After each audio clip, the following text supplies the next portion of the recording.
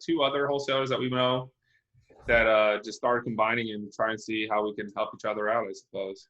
Oh, sweet. Well, we definitely want to hear more about that too. Hey, Angie, how's it going? You're on mute. On mute.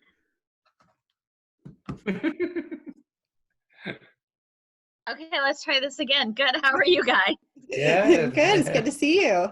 Good to see you guys. Gotta love Zoom. I went ahead and put myself on mute because the lawn people are finishing up some irrigation changes. So we're going to pray for not barking dogs. Yeah, there you go. So, but I think they're almost done. So. Yeah, we usually work from home and we have to come to an office just to be able to do these meetings because we got too many kids around making too much noise. So we understand. Yeah, I hear you. I have made the decision to ditch my office. Yeah. Did you? Yeah. Yeah. So I'm home all the time anyway. It seems like a waste. Yeah. If we didn't have both Josh and myself working in our business, probably we'd just have the house because I can work there just fine. But having two of us, it can be hard to find an extra space when you got kids all over the house. Especially when they're napping. That's the difficult part. Well, yeah, we're out of that phase. So we're in the school age phase. So it's a little different. Yeah. You guys already do a bunch of homeschooling, right? So I mean, that kind of part probably didn't throw you too much for a loop. Really, nothing's been different for us, to be honest. I mean, we've been doing virtual investing since we got started. So, like everything that people have to do nowadays to do deals, we're used to already, and we work from home and homeschool. So nothing's really changed for us. Yeah. So welcome to our world. Yeah. The balancing of homeschooling. Oh, sorry. I was just going to say the balancing. Yeah. Homeschooling and working and that balance is, it's an art form I have yet to master, but I'm working on it. I pray every day for more patience. It is a growth opportunity. Yes. Well, I'll tell you, we're very lucky. We have a 19-year-old. We did it the right way. We raised the babysitter first. So now she gets help out with schooling. Awesome. Didn't expect it to go that way, but it worked out kind of nicely. We're very lucky. Nice. Just have some hindsight on it, Yeah, there you go. So we haven't done this with a panel of people before. So have you guys used Zoom and had multiple people on and shared screens and that sort of thing? Mm-hmm. Yeah. I don't know if I've shared screens with a panel view, but I've shared screens with if there was 10 people on. I don't know with how they have panel view compared to anything else. Okay. Well, we've got a few people on now, so let's take a moment. We'll just kind of test everything. Do either of you have any presentation items that you want to be able to put up on the screen, or are you just here to chit chat? Oh, I'm here to chit chat. Yeah. Same. Perfect. Yeah. That'll work. Then I will just share my screen and we'll kind of figure that out. How do I put them on? And then if you want, do you plan to mute everyone? Yeah, I think everybody else is naturally muted. And then set up as panelists. Perfect. Josh is running one computer. I got the other one. Yeah, they're set as panelists. So. Okay. I don't want to end the meeting. Okay.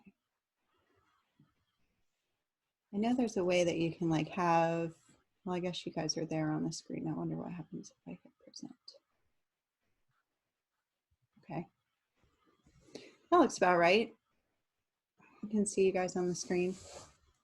Yeah, we're on the side on my computer. Okay, yeah, mine too. Mm-hmm. Oh, because you're looking at my screen. Took me a second there.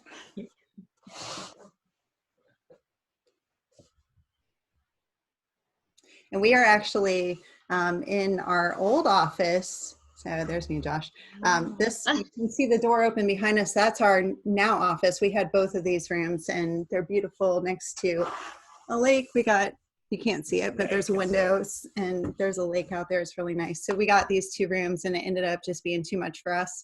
That's probably one of my best tips for people is if you're thinking about getting an office, maybe really think it through carefully because you can spend a lot of money for no necessary purpose sometimes. Yeah. I think we basically all said the same thing when we got on the call today. So nice to have it sometimes, but you got to really weigh whether you need it or not. So I think it's worked out pretty well to have the office. The problem is that we got the office 4 weeks before COVID-19 put everybody back in their homes. And then we're just all right, well, And of course, our lease has nothing about a force majeure or anything like that. So we're just still writing checks. Yeah. For the rent. So, Yeah, we got this office a couple of months before we had the most recent baby. And as soon as we had the baby, I was like, yeah, I'm not going anywhere. I had the best plans to come out and work and have a quiet space outside of the house every day. And there's just no way that was going to happen once it actually hit reality. So it's hard to actually I mean, it sounds ridiculous, but but it's hard to get yourself dressed and pack your lunch and do all that stuff. It's like, well, I'm already here. I could just work right now, or I can spend 30 minutes getting myself ready and then go. Yep, that's so true. Yes. And we actually split our office with another investor friend of ours. And so now if we come into the office, I really got to be prepared to see somebody else. It's not just like you can slip by other people. It's like, he's right here. So hi, Brock, if you're watching.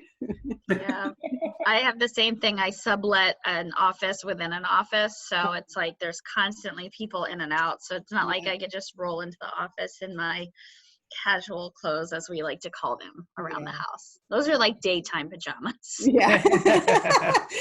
Yeah, see, that's what I need, is just like a she shed in the back of the house that's got some air conditioning and a nice little office set up that I can just go in the backyard. That would be wonderful. Yeah. That's my next office idea. Yeah. Are we about ready? Yeah. All right.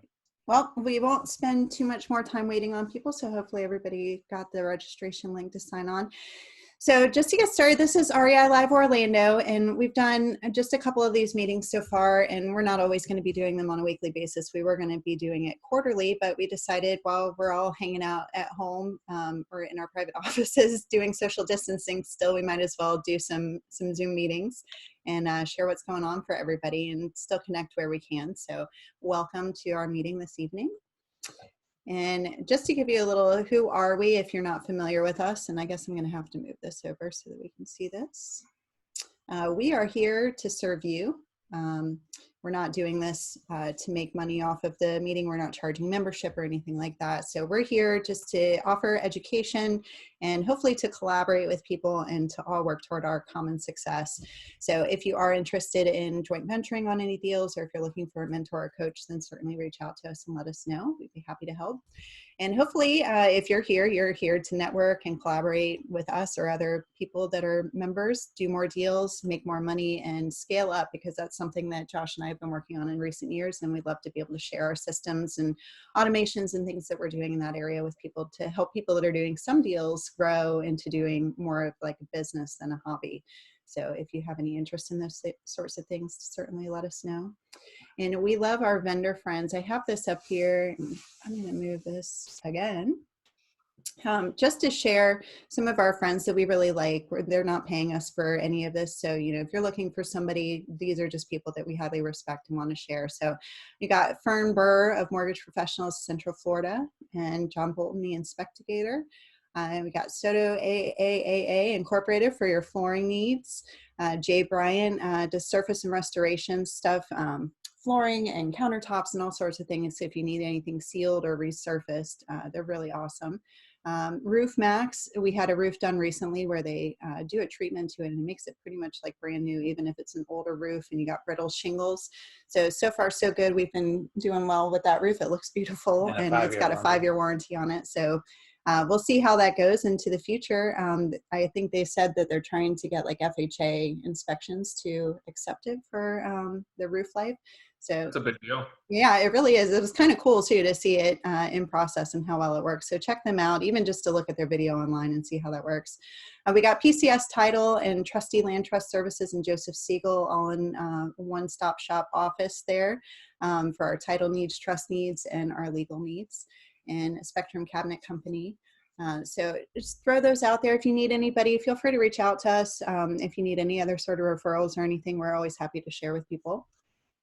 And to get started for tonight's meeting, we're going to go over what's working in this market for 2020 wholesaling secrets with the people here on your screen. You got Angie Akey with Angie Buys Central Florida Houses, David Pupo with Florida House Buyers, and Marlena and Josh Dates with Agape Home Buyers.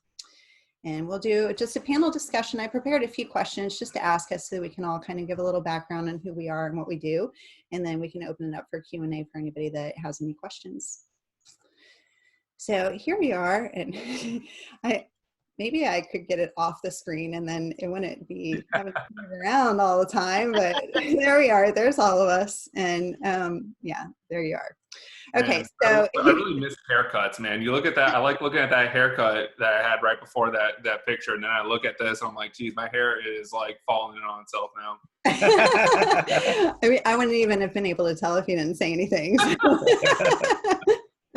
All right. So the first question is just tell us a little bit about your background, how you got into real estate investing, and what your business looks like today. So let's start. Oops, let me go back here. Let's start with Angie. And Okay. I came from corporate America. I spent 17 years and had a successful sales career, and if I could speak, and did pharmaceutical sales, called on hospitals for almost 17 years of that. And I kind of fell into real estate investing, to be quite honest. Saw a neighbor friend of mine post a couple things on Facebook over and over about flipping. Sit down, had a cup of coffee with her, got involved with her mentor, learned some creative financing techniques. So I learned subject to, lease options, owner financing, and wholesaling.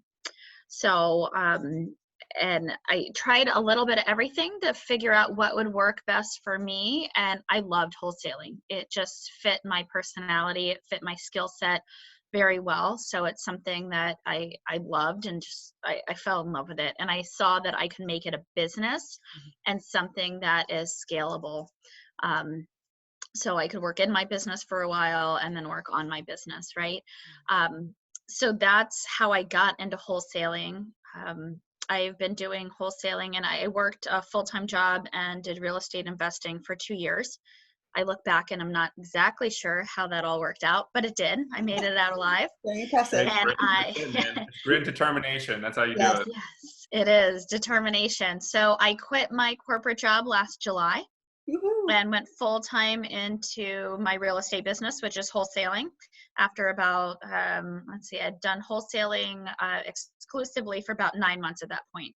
So I've been doing wholesaling exclusively for about 1.5 years right now. My business right now, I have 2 acquisitions people, 1 dispositions person, a part-time VA, myself, and then a part-time, like a per diem assistant. Nice. Yeah, so we have a small, pretty lean team. We focus on the Orlando and Tampa markets and just entered Atlanta. Awesome. Awesome. Yeah, I remember when you were first getting started, we all went and had a lovely lunch at Bake Chop. If you guys aren't familiar with Bake Chop, it's in DeLand. You have to go there. Yeah. It's a lovely place to eat. You gave me the insider information. You fed the beast. And then, now look at me. I'm like, I'm quitting my job. Here I am. Well, so that's I the will thing about networking with people that are in the biz and know how to get to the results, because then you can shortcut other people's results. So it's awesome to be able to connect that way. Absolutely. And we are due for Bake Chop as soon as we're allowed to go. Absolutely. How about you, David? Yeah. So my background before coming into real estate investing, I used to do recruiting. I used to recruit nationwide for mechanical, electrical, motion controls engineers. I know that sounds like some crazy stuff that maybe I was an engineer and I never was. I got degrees in accounting and marketing and finance. But it was a great sales position I got right out of college. I graduated from UCF, and I loved being able to have a great team around me, but I honestly hated the job. I could try telling you any which way, but the job just didn't fit for me. And I was already kind of introduced to a lot of real estate growing up. A lot of my family, my mom owned her own title company. My aunt is a real estate agent, and also she was an investor.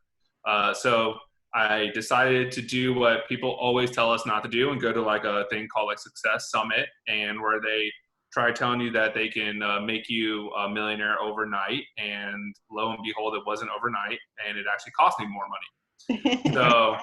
So I did that. And at that time, I was only probably 1.5 years, maybe 2 years removed from college. And I remember just thinking of how bogus the course was. And I was so annoyed that I didn't have a lot of money at that time. Mm-hmm. That I was like, I put so much money into this and I'm just going to make it work out of spite. And so I just like went through bigger pockets and I just downloaded information, podcasts, everywhere I was going on appointments to go meet either with the vendors that we were working on, some like government contractors that needed the engineers, or meeting with the engineers. I was podcasting everywhere I went. And it took for me to start trying doing wholesaling part-time and try doing the other job. And lo and behold, it didn't work. I was missing calls from sellers. I was missing calls from buyers. Mm-hmm. And I finally got one of my first deals under contract by myself. And I couldn't get a buyer located for it because I kept on missing the calls for the buyers. And I missed a $20,000 assignment. That was going to be my first deal ever. That had to hurt. And I remember the thought I had was I just missed out on almost a third of what my salary was in one deal. And I was like, this is going to be worth it. And so I saved up money, about 3 to 4 months worth of money. And I just jumped in. I jumped into doing it whole. I know it sounds probably pretty crazy now, but I just jumped in. I was like, I'm going to make this work. Kind of like a Cortez sample, burn the boats and just see how it goes. Mm-hmm. Absolutely.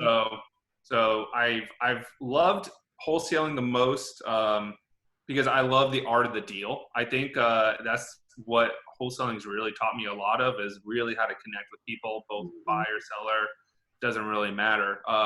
The art of the deal has been the greatest. And I think the marketing methods that we learn through wholesaling can apply to almost every kind of sales if we really wanted to. And I think that has allowed us to realize how to scale our business up as well. It's me, my partner, Jason, who's our integrator. I don't know if anybody's read the book Traction, but there's visionary and integrator. Jason's my integrator. He's the operations and systems guy. We got one acquisition manager. We have a team of VAs. I think we're at 6. We have a team of VAs. We have dispositions. We have people for just the mailing systems and updating all the lists all the time. We have drivers, virtual drivers. That's about where we're at right now. Awesome. You got a good solid team. That's great. Well, awesome. Well, I guess I'll speak for Josh and I because it's the same story, but you can chime in wherever you feel appropriate. Sounds good. So most of you probably already know our story if you've come to any of these meetings or been exposed to us in any other way. So Josh and I used to be teachers. He taught elementary. I taught high school, a little bit of college when I was in grad school. And we met studying anthropology. So that's our background. So study of humans.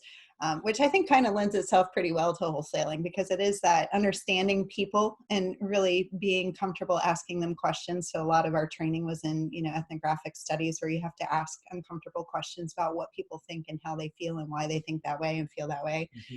So I think we were really lucky in that, but coming from teaching, we had no idea how to do anything in sales, had no idea how to negotiate anything. Or run a business, any of it.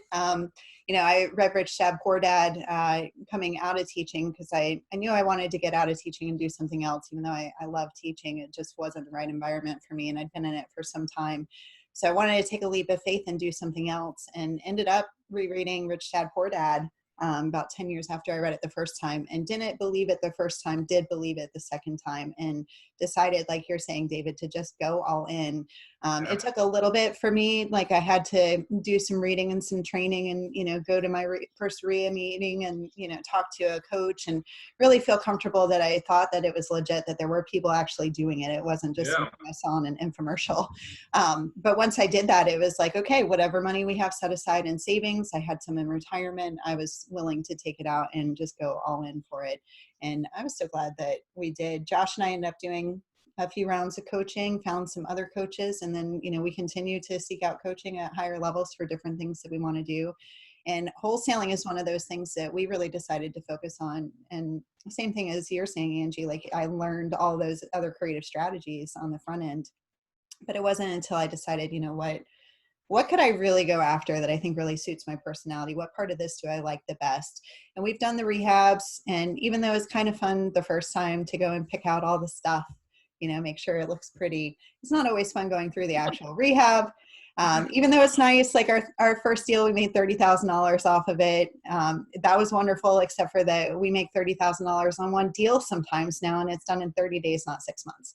So, the stress difference of actually having a rehab on our hands, is something that we decided, okay, maybe we don't like that part as much. It's all glamorous from HGTV and all that good stuff, but that's not really where we thrive. And, we were really looking at things like the creative stuff, like lease options and subject twos and all that. And we've done a lot of those deals and we still have them today. But we found that every time we look at one of those with our team now, we're just like, oh, it better be a really good deal if we're even going to talk about it. Because otherwise it's just kind of like, why aren't we wholesaling this? So for us, it's come down to, again, like you're saying, David, the art of the deal. It's like really enjoying being with the people, looking for the opportunities to problem solve. We just had a deal that we closed last week that started as a straight wholesale assignment, cash deal. And it was just right on the verge when COVID hit that a couple of buyers got cold feet. And so we were just going to close on it ourselves. But at the end of the day, we worked something out with the sellers and with the buyer, and we got like really creative in the transaction. And the sellers were like, thank you so much for the creativity in this and making this work to meet our needs. So that's what we really think of ourselves as problem solvers. We really enjoy being able to help people in that way and certainly make a lot of money in the process of it. So glad to be here and share that with people because it's been life-changing for us. And I enjoy what I do every single day of my life. So I don't know what better thing to want to share with the world than that. Yeah, I think doing wholesaling for us was also, we noticed from the beginning that it was going to be really hard to make the other strategies scalable. And wholesaling is something you can really sink your teeth in and make it scalable and have the processes and the team to do deal after deal after deal. And it made it a simpler process. So that's one of the reasons why we got into it too. Yeah.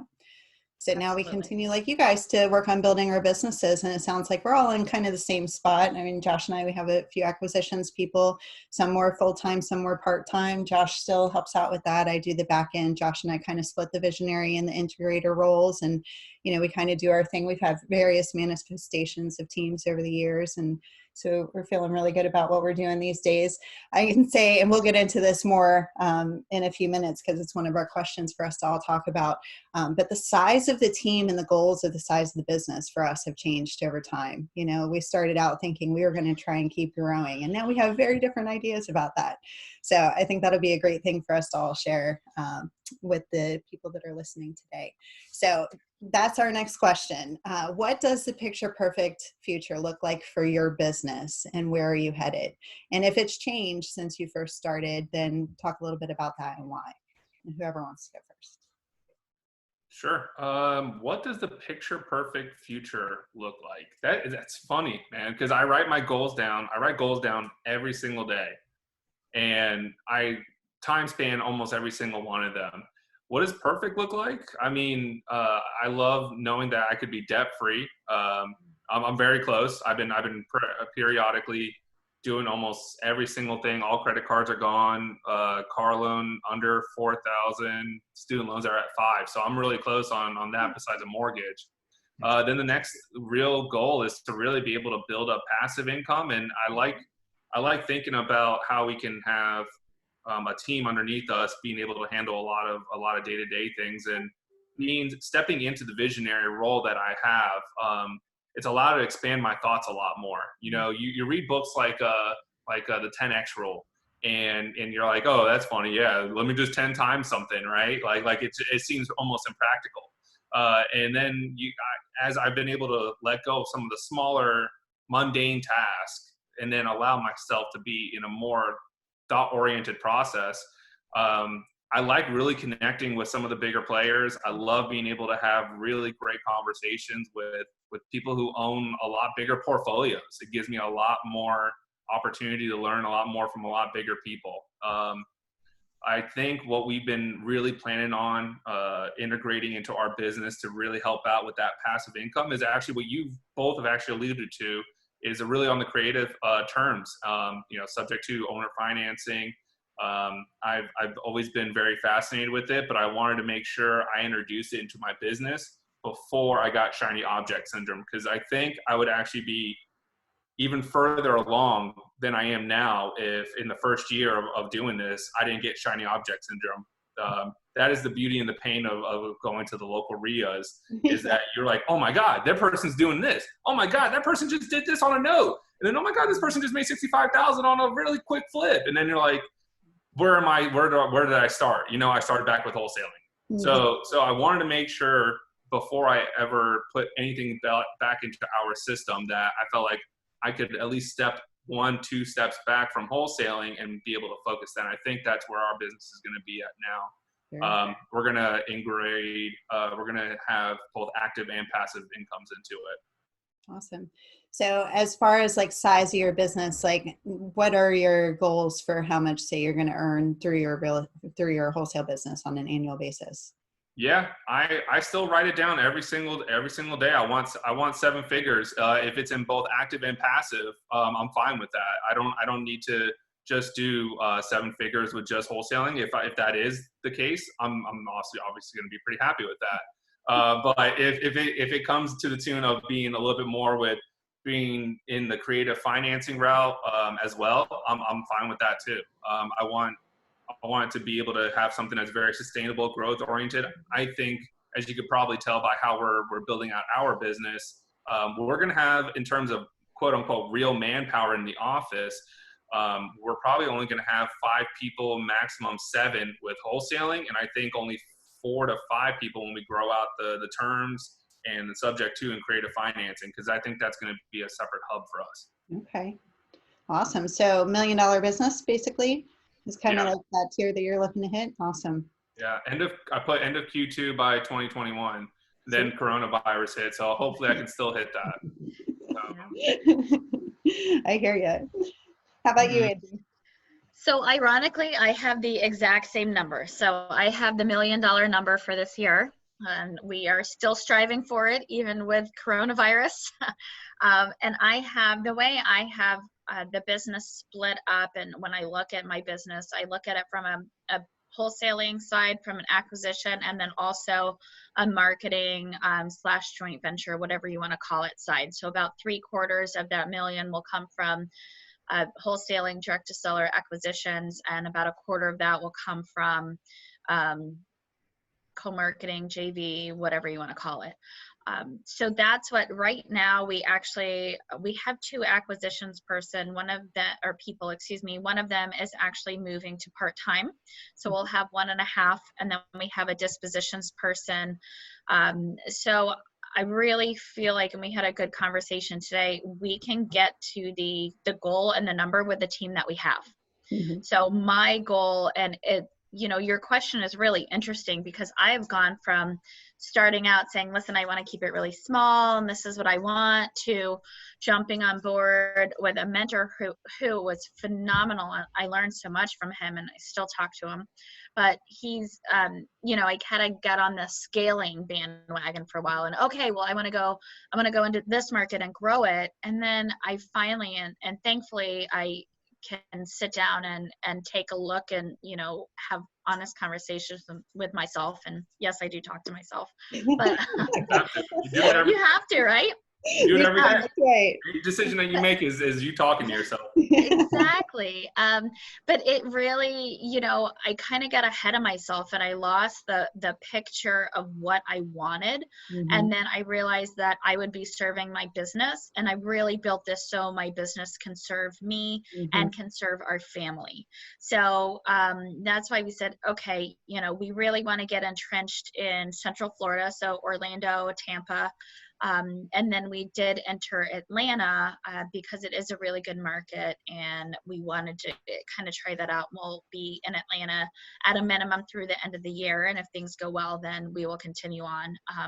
But we, I don't really foresee us going into 10 markets if we can keep it small in the Southeast with the team that we have, and all make really good money and have good quality and, work-life balance. Then that's, for me, what I envision. And this business has been awesome because it lends to so many different opportunities. So we have, I like things very clean. So I have an entity for buy and holds. And so when I have something to put in there, I will. I have a wholesaling entity. I have a marketing JV entity. I do private lending, so that's awesome. And through some of my other mentors, I've gotten involved with some other things that are passive income, because that is the goal, to have passive income, to have the freedom to, not have to give up, right? So I left corporate America. Did I do that for just another job? The goal is no, right? Yeah. So that's my goal. Lots of passive income and lots of fun with an awesome team. Yeah. Well, it's nice to hear both of you say the same thing that we feel and that we've been, going through since we got started in 2012. I mean, it started with, if we could just make enough money to like have a future with it, even if we have to work still on the side. Then it was, well, maybe we could get out of working and have it support us. And then it was in 2017 to try and hit $1 million and 10x that. And it became, like you were saying, David, like it kind of, well, I'm adding my own spin on this here, but it kind of catapults you into like a new level of type of people that are even operating or trying to operate at that level. So all of a sudden when we did that, it was just the choice of setting the goal that high, not that we even had to meet it, but even going after that high of a goal put us in a completely different realm of the type of people that we were working with and talking to, and the new opportunities that have come from that. So Angie, same thing that you're saying, as we've connected with more people out there through coaching programs and networking just with other people that are really doing this business at, a high level, not just as a hobby, it just has opened up all sorts of new doors. What I can say is that the sky's the limit. If you are the type of person that you want to scale and you want to have a big team and you want to be all over the country and you want to have the business that everybody recognizes the name, like you can do that pretty easily with this. It's one of those things that once you know your numbers and you know how it works, it's very easy to scale that up. You just have to hire the right people to run it. But for Josh and I, we tried to scale up to 3 million a couple of years ago. Actually, last year, it seems so far away now with COVID. Last year.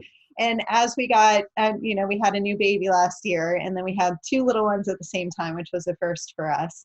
Even though we've got 3 kids now, we'd never had 2 at the same time, working from home, homeschooling, and all that stuff. So we realized that it didn't really serve our desires. Like we wanted more time freedom so that we could travel more. So we did actually just kind of, cut off our team and decided to just go it on our own and went to Europe for a month with our kids. And, we were like, this is what we want to do, not that we don't still want a team operating and running it so we can kind of, be outside of that and do other things. But we want a small enough business that if we wanted to run it ourselves, it's easy to go back to that. If we want somebody else to run it, we can have somebody run it, but we don't have to support a huge team with all our time and energy. So for us, the $1 million number is very doable with a very small team. And so that has become our goal. Like if we're hitting that goal, then we can do anything else that we want to do, but that's our goal with the wholesale business. And anything that we do. Exactly why I love this. It's exactly why I love this kind of industry. You don't have to listen to everybody else. I think social media can make people go a little crazy with are achieving, and to bring it back to what you're doing. And I think that's where meditation has really helped me out. I don't have to follow what everybody else's path is. And like I said, if I'm able to do that 7-figure number through just wholesaling, awesome. I'm going to be super happy about it. But the goal is just to be able to combine that with, like I said, my separate entity that I want to do with the passive income. That's really the goal. What wholesaling has been able to do for me is really learn how to chat with people and be a problem solver. Now bringing in a creativity to it, not only to just do wholesaling and to be able to create passive income with zero money down. I know that's the crazy fun marketing catchphrase to say, but we're under contract on owner financing, and we're bringing our private lender in just to pay for the rehab, and there's plenty of money in that deal where we're going to still get paid a phenomenal amount. The seller's still going to get paid a phenomenal amount, and these people are getting 10% on money that's been in a CD. Yep. Which is awesome. It is awesome. It's a win-win-win, right? Everybody, yeah. I know that's what I love about wholesaling too. I mean, that's such a great point, David, is that, like you do what you do and then all the opportunities come out of that. So it's not like you're going to, maybe one day you decide to wholesale. I mean, if you really know how to find good deals, you are a wholesaler. What you decide to do with that deal on the back end or how that deal takes form really doesn't matter. You know, I think a lot of people think of it as just one strategy, but to me, it is like the strategy to get the best deals that you can. And then Yeah. once you have the deals, you win. Anything that you want to do with those deals, you're going to be better off than anybody else that's going to have that deal coming in their hands. So I recommend it highly to everybody. Even if you know you want to be a rehabber, learn how to wholesale, because that's how you find the best deals, so that you make the most money and you have the best outcomes all across the board.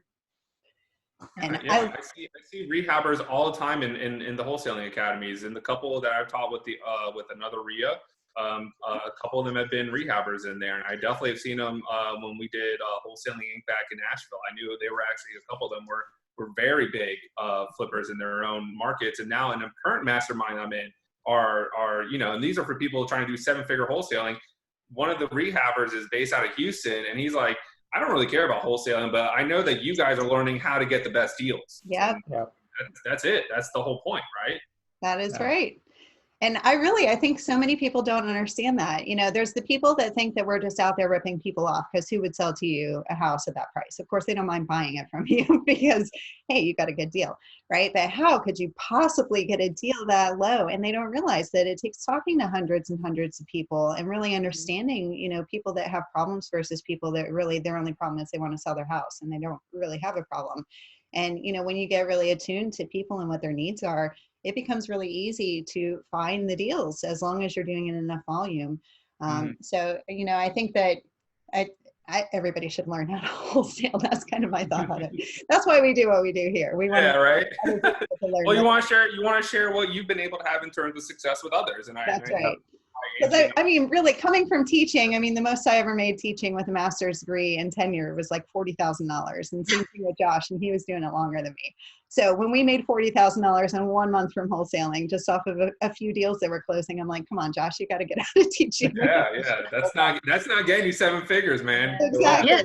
Like, we're never going to get there with that. And now it's like, you can totally see getting there in a year, not in a lifetime, which I think is what's so amazing to me about this business. I mean, I could gush about it all day, so I'll just stop. Well, and what's great, I know David mentioned it too, is you learn so many skills and marketing skills. You know, I'm looking at doing something else. I'm looking at getting into some personal and professional coaching.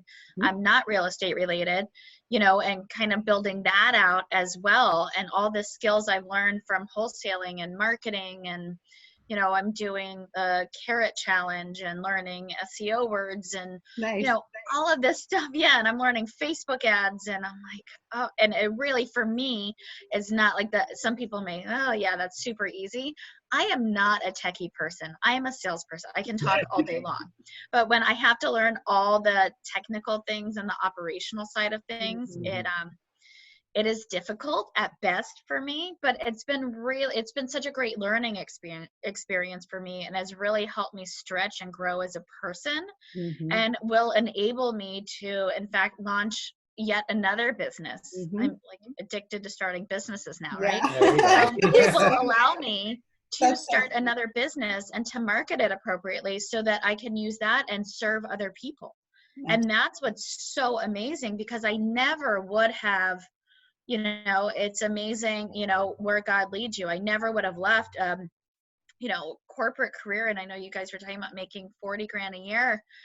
I was making well over 6 figures. And I was like, well, how do I quit this job? This is, you know, it's like the golden handcuffs. But it's led me into so many amazing opportunities where I can truly serve people and grow personally within my family, and then help others. So it's been such an awesome experience. And it's only been, 4 years. It's crazy. It's crazy. And I just want to make a point. Everybody here has taken a leap of faith. You know, so many people stay stuck in what they were doing before because they're just like, well, you know, the benefits, and well, what if? And, you know, they're not really betting on themselves. And I think the people that really just go all in on themselves and believe that they can make this happen really do get the results, because it's not rocket science. You know, like, you can certainly develop more skills and grow over time and all that good stuff, but you can't really mess up a motivated seller. If you're doing enough volume, you're going to find the people that are ready to give their house to you, and then you're going to make lots of money. And the second that you do that, you realize that it's real and it's repeatable. and people love you for it. I mean, people hug us and cry and they're so happy at closings, you know, like really solved a problem. And knowing that you've done that in somebody's life, it's not just a sales transaction. It's something that's really impacting people at a really deep level. And then it impacts our family at a deep level as well. So I think we're all very lucky to be doing what we're doing, but note that it did absolutely require a leap of faith for each and every one of us. So taking that leap, I think, was beneficial to all of us. Yeah, definitely. So, all right, I'll go to the next one. So what is your biggest struggle and what have you learned from it?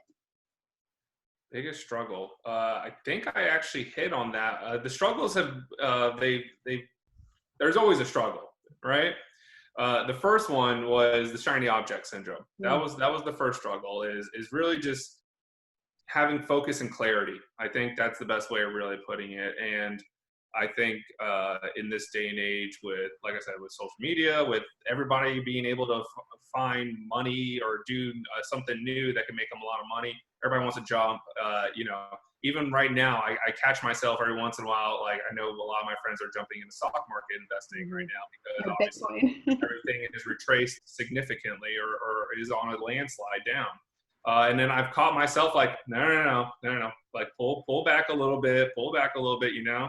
I would say that's been one of the biggest ones, because when you get the focus and you consistently put that focus to effort, it compounds significantly. And if you're spread really, really thin, like doing a million different things, sometimes it's very tough to get that compound effect. And that's, like I said, that's why I didn't want to interact or involve our creative stuff until I was like, I think now is the time to do it. You know, not like, ooh, I just saw somebody do, you know, they just got $300 a month from doing nothing kind of thing. You know, it was like, I've known about it for a while.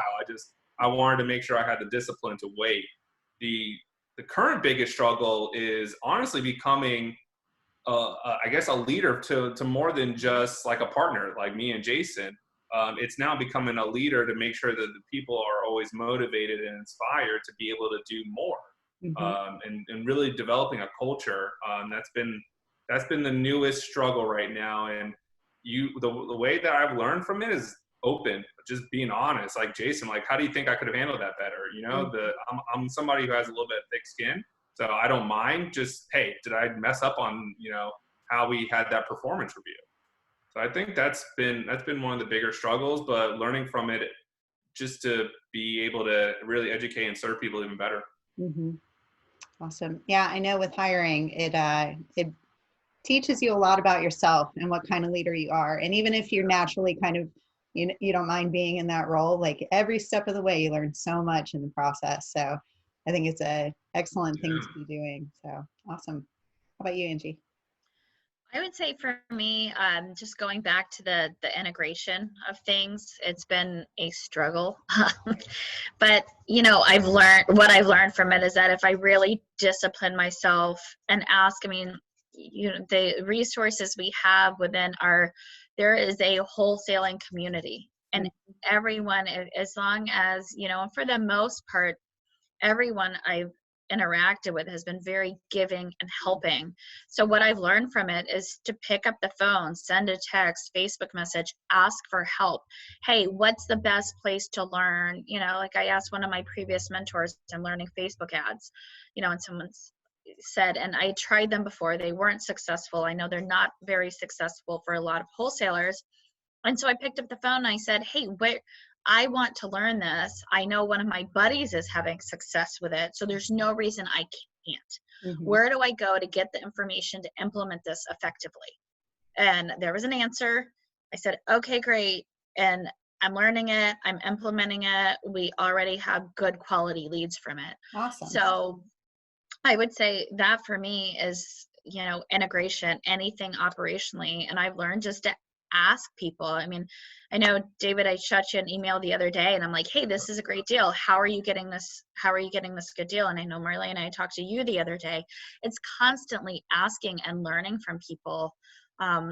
And I don't think I've had anyone say, oh, I can't tell you, or I don't want to tell you. I don't want to share. Yeah, sorry, access denied, right? Right, yeah, access denied. I mean, really, for the Facebook ad, one of our buddies said, you know, take a picture of it, use it. And I text him and I said, so here's the deal. I did screenshot it a couple weeks ago because it's a good ad. Like, seriously, can I use good it? ad. I've seen it. Yeah. And I said, seriously, can I use it? And he said, yeah, use it. Absolutely. And that is just, it still is amazing to me, the giving community that we have. So I would say whatever you're struggling with, whatever your biggest struggle is, we're all so different. You know, ask around and talk to people. I mean, most people will make time for you. You know, it may not be today, but I bet you can get on the calendar and ask and learn from it. And just, I mean, you have to try it. Yep. Yeah, absolutely. I mean, I can tell you just from our own experience, I mean, we've spoken at some big national events, thanks to some former mentors of ours, actually still active mentors, really. But, you know, we've had people from all over the country reach out to us, and we're always happy to help. I mean, people are scared sometimes and offer to pay us just to get some of our time. We're like, no, why? You don't need to pay us. Like, we'll be happy to talk to you and share, because that's what we're here for. So certainly hope that, you know, maybe those relationships down the road will, you know, maybe let you do some joint venture deals or something like that. But, you know, like, be willing to ask, because you only don't find out if you don't ask. If you do ask, if you ask at least a couple of people, if you're not getting the answer that you want, you're going to get what you need. And as you're saying, Angie, people are so welcoming and supportive in this community. You know, there's tons of Facebook groups and, you know, obviously local groups as well, groups like this. So networking is so key. And I will say same thing for our biggest struggle. I mean, integrating, just, you know, having the ideas, having the data. Okay, now, so what, we can scale this, and then figuring out what the systems need to look like now and who needs to be in what seat, and making sure you have the right person in the right seat. You know, getting your bearings with trying to hire people if you've never done that before. You know, knowing that you shouldn't hire because you like the person. You need to hire because they're right for the role, and figuring out what that looks like. Again, if you don't come from that sort of a background, you know, there's a lot of trial and error in that, unless you go to the people that have done it already, like the people on this panel right now, and learn from their failures and successes, you know, from their trial and error. So I think the biggest point from that is go and talk to people and ask for that help. You know, if you've got a question, put it out there and keep asking it until you get the answers that you need, because it can shortcut your success, and you don't have to pay a ton of money to a coach to be able to get, you know, some of the things that you need. I mean, there's a lot out there for free, and there people will give to you for free, you know. Hopefully you can reach out and offer something in return as well. You know, if you have something that you can give to them, you know, in exchange for what you're asking for, that's always ideal. But, you know, don't be afraid to ask people for help, because they will help you. Yeah. How about you, Josh? Our buddy Brant Daniels brought in the Go Giver, and he brought it in with Tom Kroll. And I've listened to the audiobook twice just in this year again, and I've read the book already 2 or 3 times. Yeah. I love that book, and that's exactly what a lot of people that I have realized, and Angie hit it right on the head. People, they just offer it. They don't ask anything in return. And I think that's a really great lesson, is that it doesn't have to be a quid pro quo kind of thing. You can just help out somebody to help out somebody. Yeah, and if it comes back around, awesome. And I think it usually does. But, you know, there's people that reach out to us, I'm sure everybody on this panel, all the time about things. And, you know, give them a couple minutes to be able to help them out. What you can solve for them in 2 minutes could be something that they've been struggling with 2 months. You know, it's crazy. Yeah. And I know personally, like, it makes me feel really good when somebody asks me for my help and I can help somebody. You know, that's what I'm all about. I want to problem solve and help people have better experiences in life. So, I mean, it fits right in with my core values. Yeah. If you're new to wholesaling and you're listening to this right now, I can remember when I first started wholesaling, the biggest struggle that I had was just picking up the telephone and calling people and getting over that. And then once I got over that struggle, the next thing was, like, once we got a big deal, it's like being consistent with the marketing. So those deals came in over and over again. And then once we got that nailed down, it was like, how do we make this scalable business? And so I think your struggles change over the time of where you're at, but you have to start somewhere. So just start talking to people. Yeah. And I will say, I love giving out books that are helpful. And so if you're somebody that's getting started, or maybe you're at a hobby level and you want to try and build something a little bit more consistent, whether it's this or any business, really, these are applicable. The one thing to focus, and these are all things that we've been talking about, but the one thing, and then the compound effect, And then traction and rocket fuel is another one that talks about the visionary and the integrator, making sure that you have the right people in the right seats, that they're performing the roles that they're good at, that they're going to be able to, you know, meet the expectations of the role and do a really great job at it, so that you don't have to micromanage and worry about everything that's going on with everybody in your organization. Those things are all going to be very beneficial. And then the go-giver, as you just mentioned, David, and then also the dip. I think the dip is a really big one for people. It's such a short book and such a great quick read, to just think about, you know, so many people as they're trying to get started with something, they get out of, you know, the comfort zone and they kind of go into the dip. And you got to go through the dip to get out the other side and understand what's on that other side. You don't have the proof of concept until you get there. And too many people turn around and go back to what feels like more like safer shores, so to speak. But then you never really get to know what's on the other side. So I just want to encourage everybody to check out those books and apply the concepts, because no matter what you would choose to do with your life, whether it's wholesaling or something else, or even just family life, homeschooling, you know, whatever you might need to do in this current reality and this new normal, it'll help you get there. Yeah, I would also add to that profits first. Yes. Because I think no matter what size business you have, you can build a cash eating monster. And I know that book was really eye-opening for me. And now I have, you know, I talked about how I like to compartmentalize my businesses. So I have a lot of bank accounts now through that. But it's taught me so much. And I just hacked off a huge expense today. And I didn't think I could do it. I didn't really want to do it, but I'm like, you know, this has to go, because things have slowed with COVID. That's the reality. So, you know, I'm not going to sit here and tell you everything is peaches and cream all day. And, you know, it's like it was, you know, months and months ago. It's not. So I had to make a tough decision. And I looked at it and I thought of that book and I'm like, you know what, hack it. I probably won't miss it. And we can take a quarter of that budget and re-implement it somewhere else. And we're going to get similar, if I believe probably better results after I really just embraced it. But that book is really helpful and quite frankly, very eye-opening. Yeah. And I'll say, and that's Mike McAllowitz. He has another book called The Pumpkin Plan. And it is kind of like the same idea as that one thing, like figure out where you're going to put your resources and really go after it so that you can grow like the prize winning pumpkin or your prize winning wholesaling business. It's generating $1 million a year. But the book Profit First, if anybody's not familiar with it, they have you break whatever your income is into different buckets, different accounts. Because I know Josh and I struggled with this on some of our earlier wholesale deals that we'd make $20,000 or $30,000, and it's like, woohoo, we got $20,000 or $30,000. Look how long that's going to last. Yeah. But then Party in Miami, right? Yeah. Once you start breaking it out into these accounts, you realize that is not anywhere near $20,000 or $30,000. So we have for a couple of years now, and our numbers have stayed the same. So I always just tell people this, for at least for our business, it works. The book recommends 30% for your expenses, 5% for profits, 50% to your owner pay, and out of that we do 10% for tithing, and then 15% remaining for taxes. And all those numbers have worked out for us very consistently. But that means that for, you know, a $10,000 deal, only about $4,000 of that is actually coming into our home. So, you know, that's a totally different number than $10,000. And I don't think a lot of people, when they do a couple of deals, really realize, you know, what it takes to keep that moving forward. You have to keep investing into the business. You have to set aside money for taxes. You certainly have to pay yourself, but you don't get all that money. It doesn't work that way. If you try and play it that way, you'll go under really fast before you even get started. So Thank you, Angie. I think that was great to share. Good. All right. And what are your top 3 tips for what's working well in your business right now, considering COVID and everything? And, you know, obviously some changes have had to be made. So what do you find is especially helpful right now? Go ahead, Angie. If I'm looking at it just strictly from a marketing standpoint, we have significantly cut down direct mail. That was a decision we're making. I'm not saying that that's the right thing to do for everyone, but when we looked at our marketing budget last year, it was more than half of that marketing budget, and it didn't bring in more than half of the deals.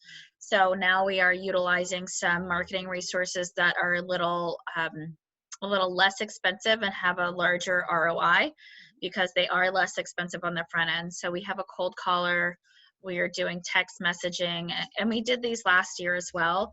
We've gone through multiple cold calling companies, and we finally found one and a guy that's doing great texting, and then we just implemented the Facebook ads like I talked about. So those are our three, and I just chopped PPC.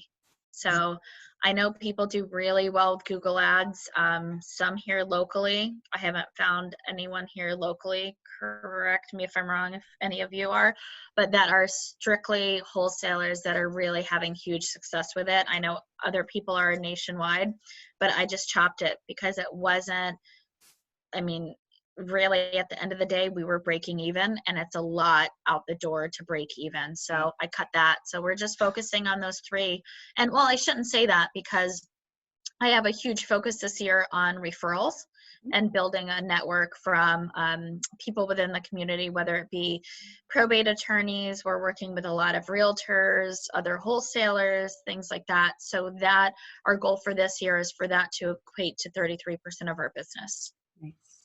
So it's about 15% of our business last year. So the goal is for it to be about 33% this year. And we're doing well with it. And it's fun. I like it because it's what I consider like repeat business, right? So you build those relationships, and you build that rapport and really get to know your referral sources, which is fun for me. And that fits into my wheelhouse from the corporate world. Yeah. So when you're doing your texting and your cold calling, are there any special lists that seem to be performing especially well right now? We do a lot of the niche lists. We used to do the really large absentee owner out of state, and we will do that sometimes if we just need it to get, I mean, some of this is a numbers game, right? To find that person that has that motivation. So if we need to add to the, to add to that marketing to get to those numbers, then we'll do a larger list like that. But normally it's niche lists.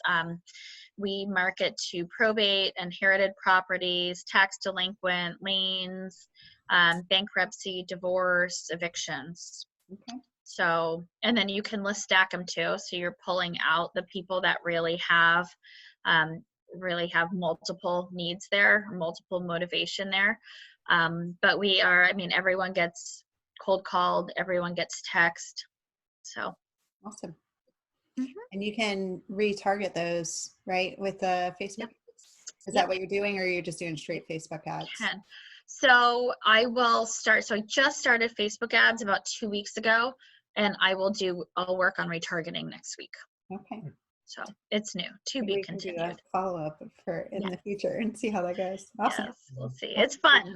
I'm actually enjoying. I like David. I majored in marketing, so what I've learned through all of this is that I have trouble integrating stuff. But as I'm learning the marketing side of it, it's really fun for me. Yeah. That's cool.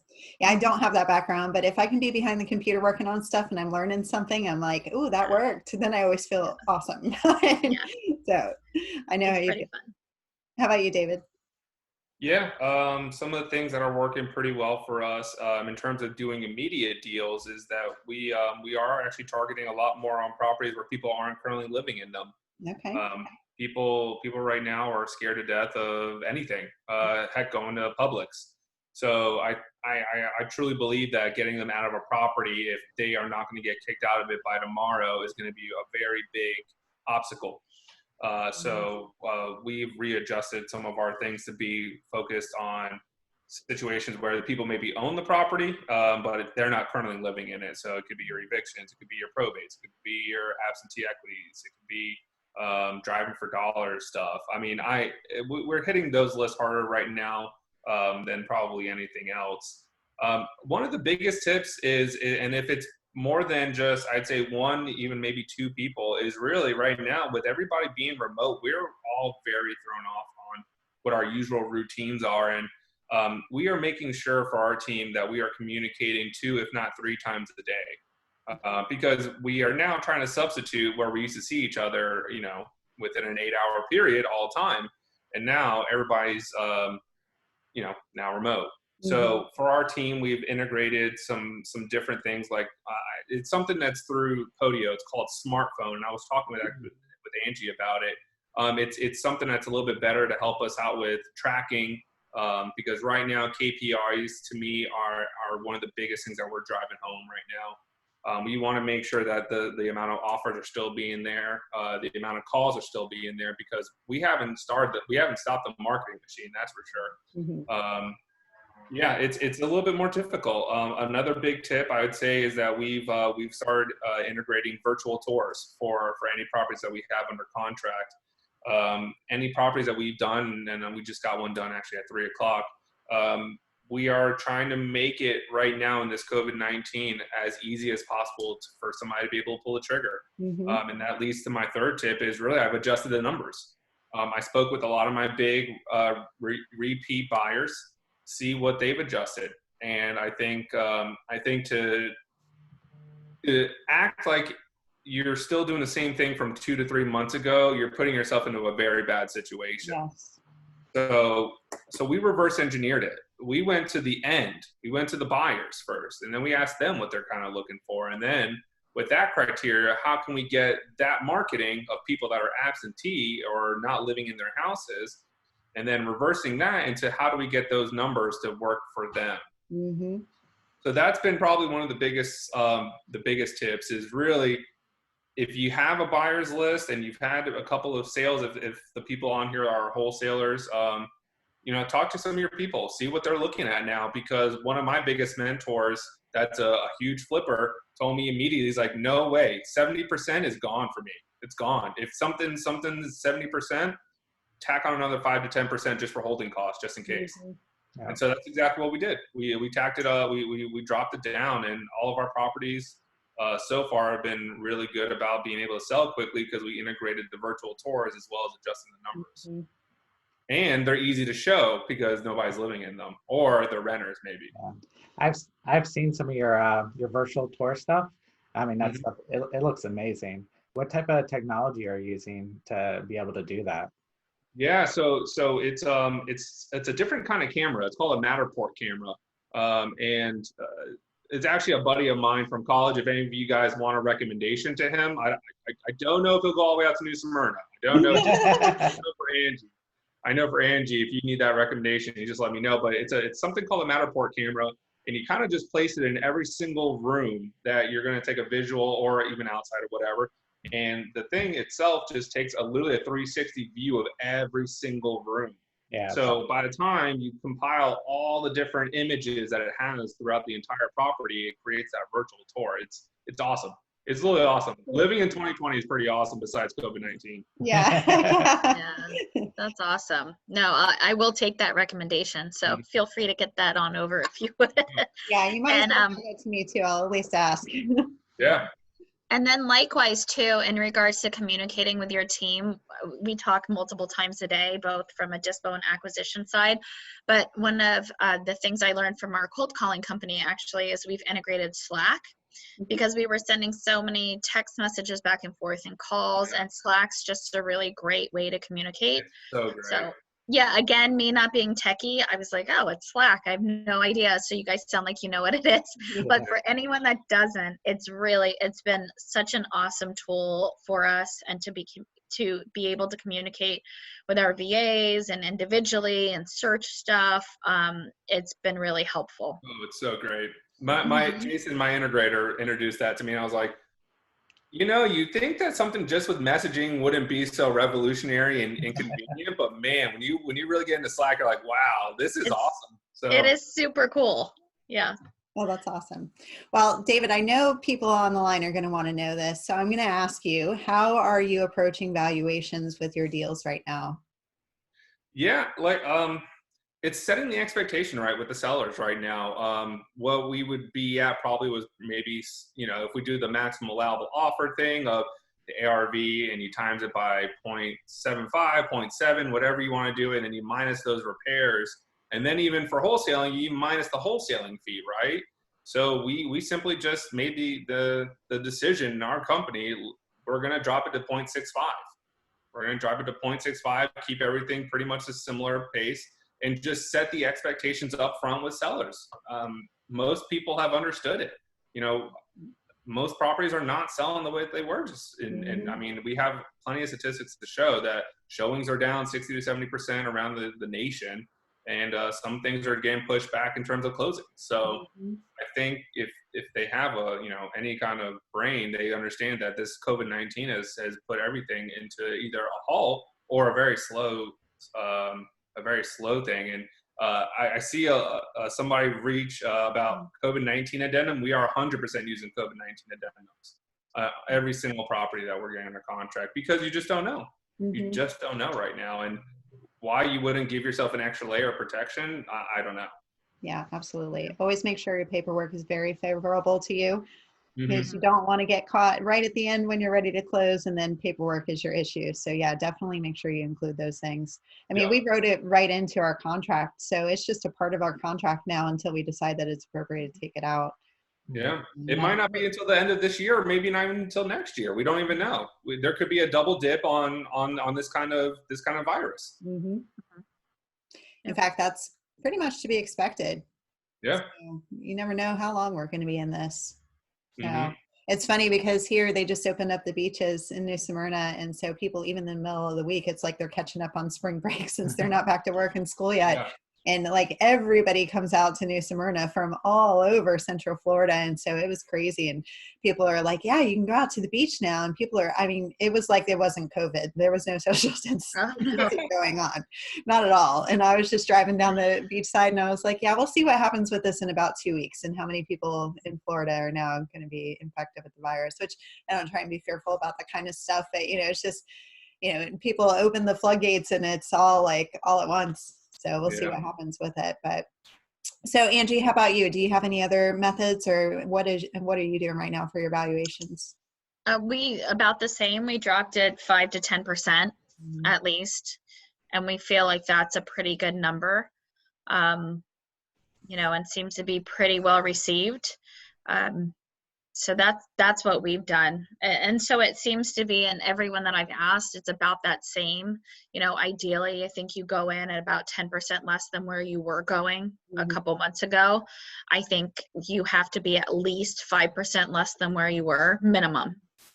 So, and if you're not seeing that, and don't, one of the recommendations I can give is don't lock up a deal just to get a deal, because then it's a time suck, and you have trouble moving it, and like you truly have to see the deal and realize its potential to lock it up. So that's something, we talk about on our team. We're working on a deal right now and it's out of our typical market, and we said, I said, if we can't get this ironed out, if it's going to be a pain in the neck and we can't get someone local there to work with us, I'm walking from it, and it has great potential, but it's potential. It's going to be a time suck. It's going to be a headache, and we can take those resources and put it elsewhere, and get multiple deals under contract in our markets that we're familiar with and move them.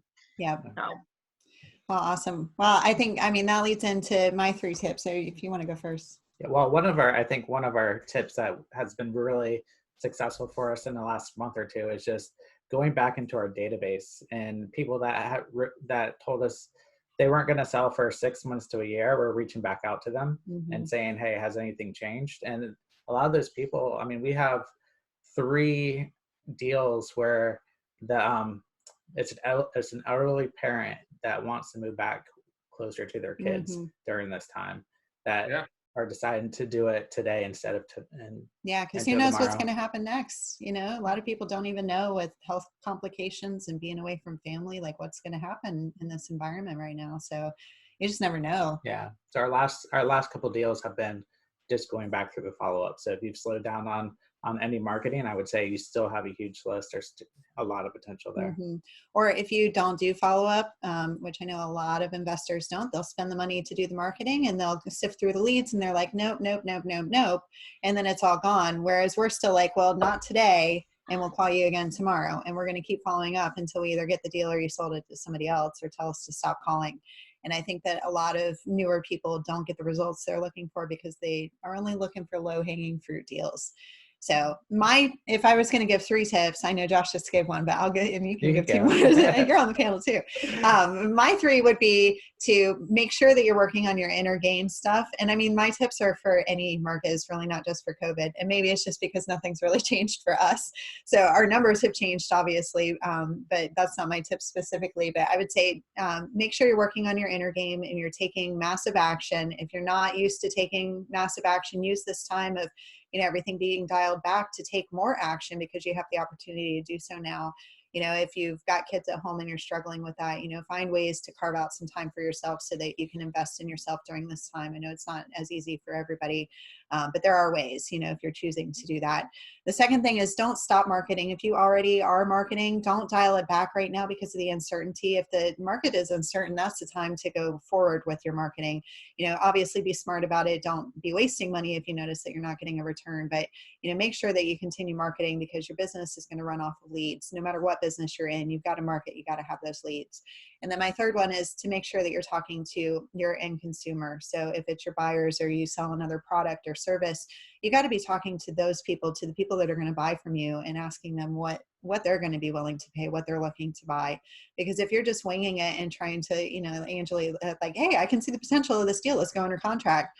If you're not sure that you have a buyer that's going to want to buy that, and you're not willing to close on it yourself and take the risk of that, then, it's not worth your time and energy to go under contract. And it can actually be almost, in a sense, unethical with the seller. Obviously we're all trying to do good business here, but if it's more about getting it under contract than making sure that it's going to close, then, you got to really consider where your core values are in that. And I think that a lot of people really are just like, oh, wow, it looks like it could be a deal, let's do this. And there's nothing inherently wrong in that. But I think that especially during this time, you got to be really careful with that behavior, because there's a lot of people out there that are going to be hurting more in this economy than, and maybe the economy that we're leaving. And so you want to be extra careful with the people that you're dealing with, making sure that you're doing good business, not leaving anybody hanging. And ultimately, if you're getting a contract that you can't sell, you're wasting everybody's time, especially your own, and your money. You could be talking to other people doing more deals, like Angie was saying. So those are my top 3 tips for this time, or for any time. Josh, did you have 2 more? Yeah, I can add a couple to that. Right now is a great time in this season that there's talent out there to add to your business. Mm-hmm. We've gotten a lot of good people that have come to us asking us if they can join our team, and we've added people to it. And there's a lot of good talent out there right now, especially with people are losing their jobs and stuff like that. So that's another one. Another one I would suggest too is not only looking for deals and buyers, but also looking for lenders. We've got a lot of people that are looking to invest their money lately that have come to us and said, hey, we want to work with you, because they have money to still invest. They still need to make money. They still need to put food on their table too. So look for lenders also. Yeah, I think that's such a great point in like a bigger sense too, because I've heard a lot of investors, not people that are like in our inner circle that we all know each other in the kind of business that we run, but just in general, investors getting really scared, like, oh, nobody's going to buy in this economy. Nobody, all the housing starts are down, nobody's going to be doing this. And it's a very defeatist mentality. So I think realizing that there are people that this is their business and they've been doing this for 20 or 30 years. People like us who maybe we just started in the past few years, but we know that we're committed and we're going to keep doing this business. So the people that are going to do business are going to do business. You just got to link up with the right people, and you're going to have a thriving business in any market. There's always going to be opportunities as long as you're looking in the right places and not defeating yourself before you get to look at them. So, all right. And then we'll get to questions in just one moment, but I just wanted to run this through real quick so everybody kind of knows. If you missed last week, I know Josh, I think put up maybe slightly the wrong link for Joe Siegel's Legal Docs Kit for Wholesalers. So if you want it, it's reiliveorlando.com/wholesaler.kit.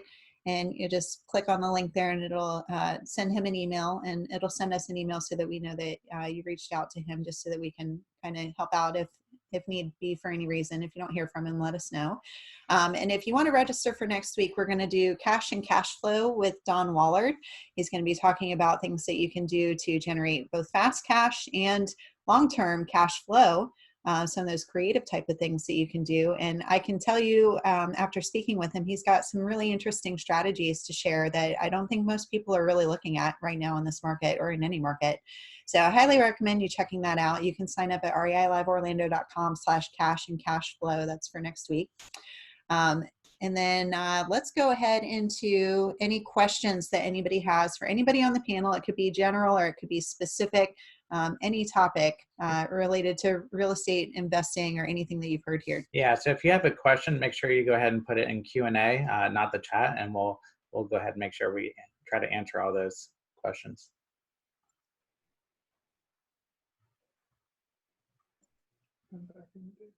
So I was going to ask, how have you guys been going through the database? Have you been sending out like a postcard, or have you been just reaching out through cold calling? What's been your favorite route? Because what we do is every once in a while, between 2 or 3 weeks, we would do like a text message just to say, hey, is anything kind of changed in your world kind of scenario? And I think we did that actually last week. And one of the deals actually from there, we're pretty close on closing or getting under contract. So what's been your favorite way to reach back out to the people? Well, I'm really partial to having our acquisitions team do the follow-up. And so we try and, we use Podio and we use smartphones, so everything's tracked in there. We can see when the last time we reached out to somebody was. So we try and make sure that we're not more than a month behind on the last time that we spoke to somebody. So if they're in our system, even if they're cold, there might be certain circumstances where we just know for a fact they're not going to do business anytime in the very, very near future. So maybe there's certain circumstances that wouldn't apply to this. But for most people, we're trying to make sure that we're touching them at least once a month, or at least reaching out to them at least once a month. And we're trying to get them on the phone. So, we might cluster call a couple times in a row and leave a text message if they don't answer. So we're a little bit aggressive on the follow-up, but we are trying to target it first with phone calls. Okay. So we got our first question, guys. They're asking, where do you pull your list, and how do you know if it's a decent neighborhood where you're pulling your list? Of course, it matters on what list you're trying to find. A majority of the lists that I get are all public ones through the comptroller's office, through the property appraiser's office. Those are going to be not only the most reliable ones, but they're also usually free. So I would always suggest if you're having a hard time trying to find leads, get very familiar with your comptroller and your property appraiser websites, because like here in Orlando, I mean, heck, I think you can pull the code enforcement. There's always just a live active PDF that's always just updating. So it's literally, you can just download it and get a virtual assistant to scrub it and organize it. Yeah, I know. I'm sorry, go ahead. No, you go ahead. I would say the same. Clerk of Court's website is great. A lot of the stuff you could just pull offline. If you want to buy it, you can. I know I've pulled some stuff off of, so you can use ListSource. We've used PropStream to pull some leads as well. So it just depends. And then you really have to look at, obviously how you're marketing. So you have to look on your return on investment, but also, talk to people about the quality the leads are getting. The best leads that you're going to get are going to be the leads that you have to spend, or your VA has to spend time, effort, and energy to get. Mm-hmm. So we've experienced that with probate, when someone's going to the probate office or manually pulling stuff and going through all the probate docs and the administration docs and all of that. Those are our best quality leads. And then you have to weigh that versus, do we have the time and the resources to do that, versus, okay, we can go buy probate leads or inherited leads from these couple companies. So some of it's trial and error, just asking. But the best leads you can get, I believe, are the ones that you actually have to put forth an effort, because not everyone is willing to put time and energy out to get those leads. Yeah, that's so true. And I know like some municipalities and some counties are better than others.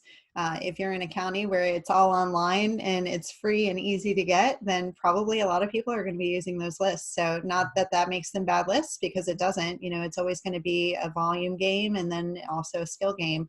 But certainly, if you can get, like Angie's saying, one of those lists that's really hard to get.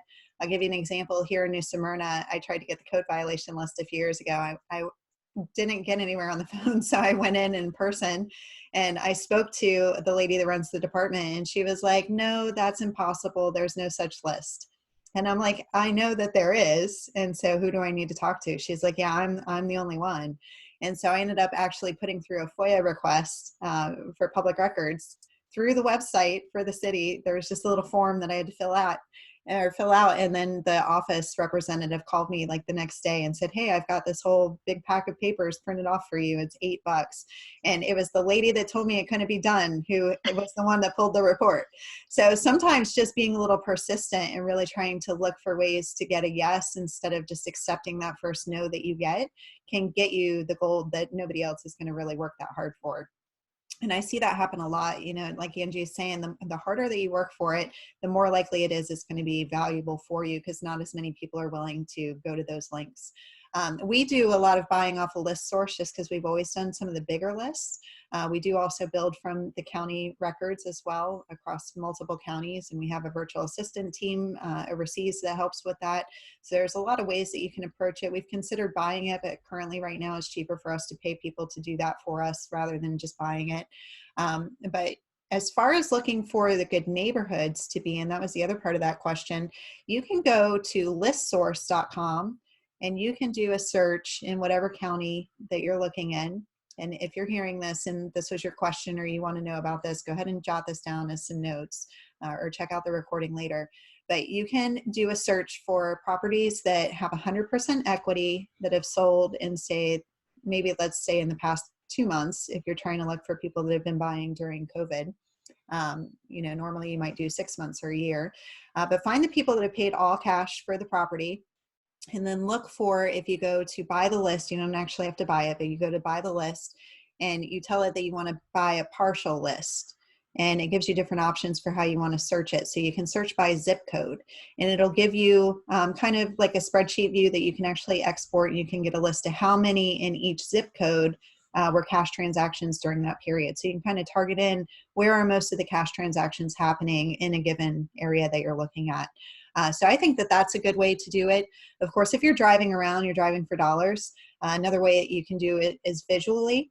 If you go into a neighborhood that's like an A grade neighborhood, you think about something that, you know, either it's gated or it's got manicured lawn, it's got an HOA, everything's well cared for, and it's primarily all homeowners that would get really upset if you painted your house the wrong color. You probably are not going to wholesale too many houses in a neighborhood like that. So if you know those neighborhoods, it's probably a good idea to stay out of those unless you happen to see an eyesore property in that neighborhood, then target that one. The B neighborhoods are the ones that, you know, they're more, you know, homeowners, maybe some sprinkling of rentals, but people mostly take care of the properties. It's, you know, a decent neighborhood. You know, sometimes if they're a little bit older in those neighborhoods that, you know, there's a little bit more investor fixing up going on because it hasn't really been through that cycle yet. That could be a good neighborhood.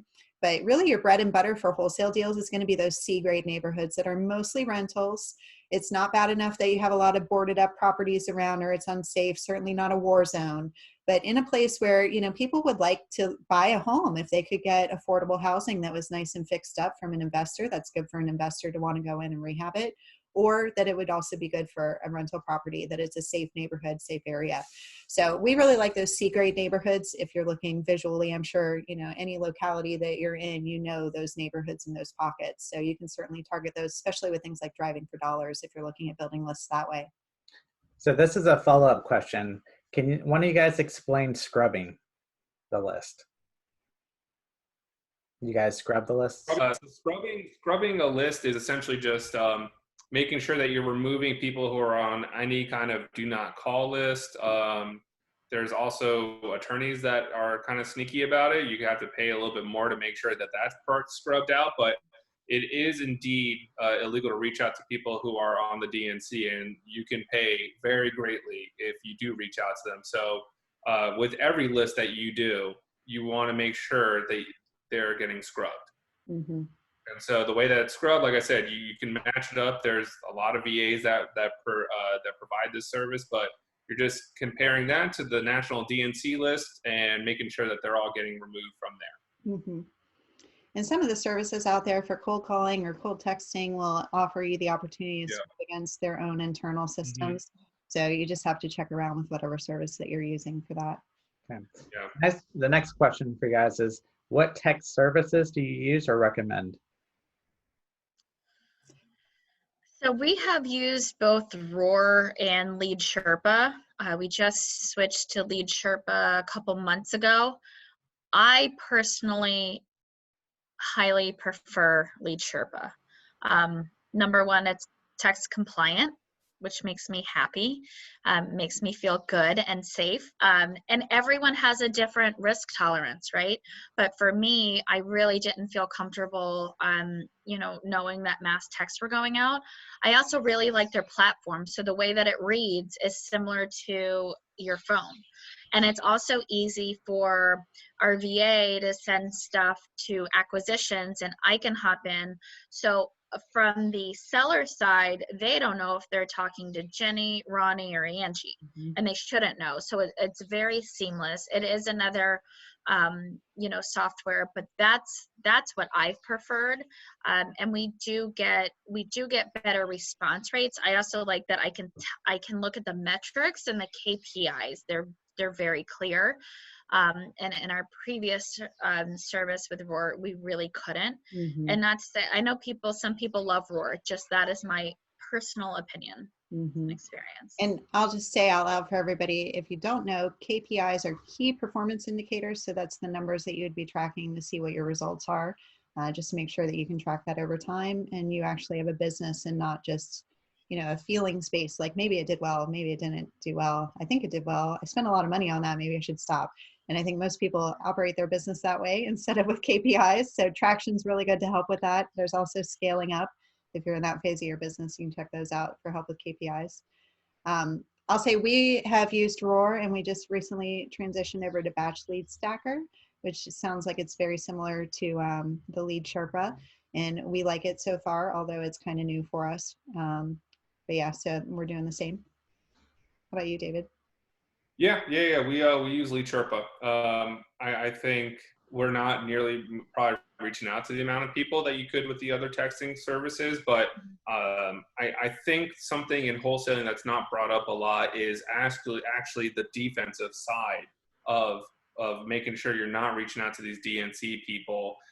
Lead Sherpa does a great job in making sure, as Angie said, to be very text compliant, because you have to actually send out the individual text rather than you just hit a button and 30,000 text goes to get sent out. That's the biggest way to get flagged. And also, that's the biggest way to get flagged by an attorney, because here in Florida, that does not abide by, I think it's TCPA or their rules and regulations. And I noticed that people get a lot of advice from a lot of different people, and I think it leads to misinformation. And in wholesaling, when a lot of people are starting out, you don't have money to risk. If somebody is doing these big texting services and somebody tells you, hey, I've already sent this out to my attorney for harassment, what are you going to do? Right. I don't think a lot of people talk about that. You need to be a shield and an armor. You can't just be shield. I mean, a sword and shield. That's what I meant to say. Sorry, you can't just be the sword. You have to think about not only how to go about it, but you have to also play defense. And Lead Sherpa has a good, I think not only do they do the DNC scrubbing, but I actually think they just recently did it with another company that gets the litigators and people that are looking for those low-hanging fruit of dumb wholesalers that reach out to them and are like, bingo, gotcha. They definitely scrub for litigators. And what I like too is, like, I know David was saying we're not reaching out to the same numbers maybe, right? Because it is compliant and the way that it's done. And I know a lot of carriers block, like right now, if we send out 100 texts, 30 to 40 of them are blocked by the carriers, and then they have to be compliant and put a thing at the bottom that says if you don't want to be, contacted, and there's all this stuff that they handle. I don't have to deal with. So if we're sending out 100 texts, maybe only 60 to 70 are actually getting through to the sellers, but our response rate is still so much better than the older system that we used, that it's really, it's still better overall for us. And that's been our experience. So, and there's different, you always have to weigh the risk versus reward and what you're comfortable with. Yeah, I will say on that note, just kind of jumping over to RVMs, the ringless voicemails. I know a lot of people in Florida are still using it, but it is highly illegal in Florida. And if you get caught on one, I think it's like $10,000 per voicemail. So if you were to get in trouble for that, it could totally take you take you down. So maybe avoid those if you're in Florida and you're thinking about using them, because at least texting is still legal, and somebody would really have to try to come after you. But with the RVMs, it's very, very illegal. So, you know, if you get caught doing that, then it's going to be a much quicker path to you going down, if that's the case.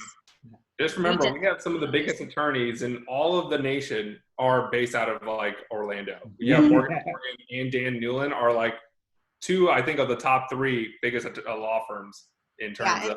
They're like the car chaser ones. They're like looking for the opportunities to take people down, make money off of it. So especially wholesalers making tons of money, right? Exactly. Here's the next question, guys.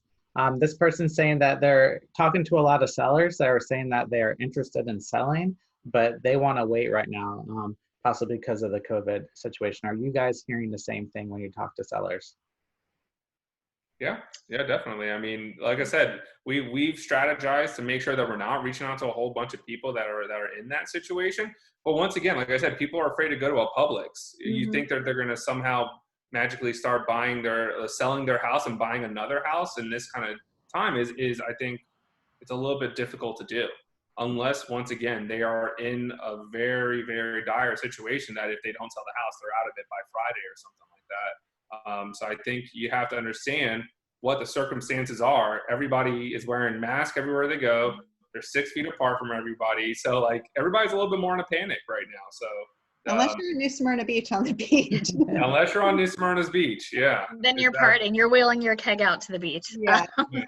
I think too for that response, I mean, we're all hearing it, like David said. You know, I think highlighting, number one, finding out what is their motivation, you know, why do they need to sell? Maybe there is no motivation and they just want to wait. Then it's probably best for them to wait. But if they need to sell because of XYZ, then it's probably not best for them to wait. So just understanding what their situation is, what their motivation is, and discussing with them how you can, you know, you don't have to see their house. They can send you pictures, how you can work with them to virtually purchase their house. If there is a walkthrough, you could do a Zoom walkthrough, or there's one person there and they can leave and they're in a mask, and you know, so there's all of these things. I think talking through the hesitancy and the fear and really understanding their situation, because they have to be in a situation where they're willing to go through that, right? We still need photos. We're 9 times out of 10 still going to need access in some capacity, right?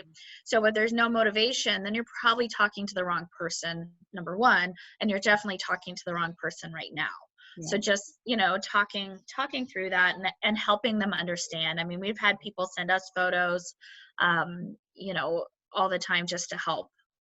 And we've had people leave the property. They had a tenant in it.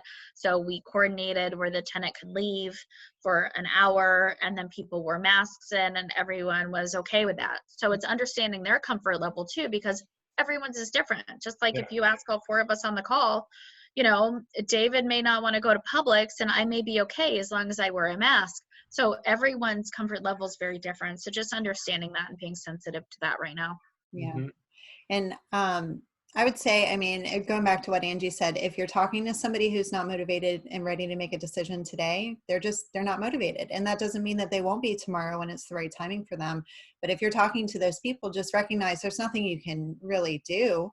I mean, if it's something that they're like, well, I just don't know how I would get the pictures to you, you know, keep you out of the house, that sort of thing. You know, there's ways to work it out. But really, you've got to ask yourself, how motivated is this person to do business in the next, you know, 30 days? Because if they really have a reason, you're going to find a way to make it work with them.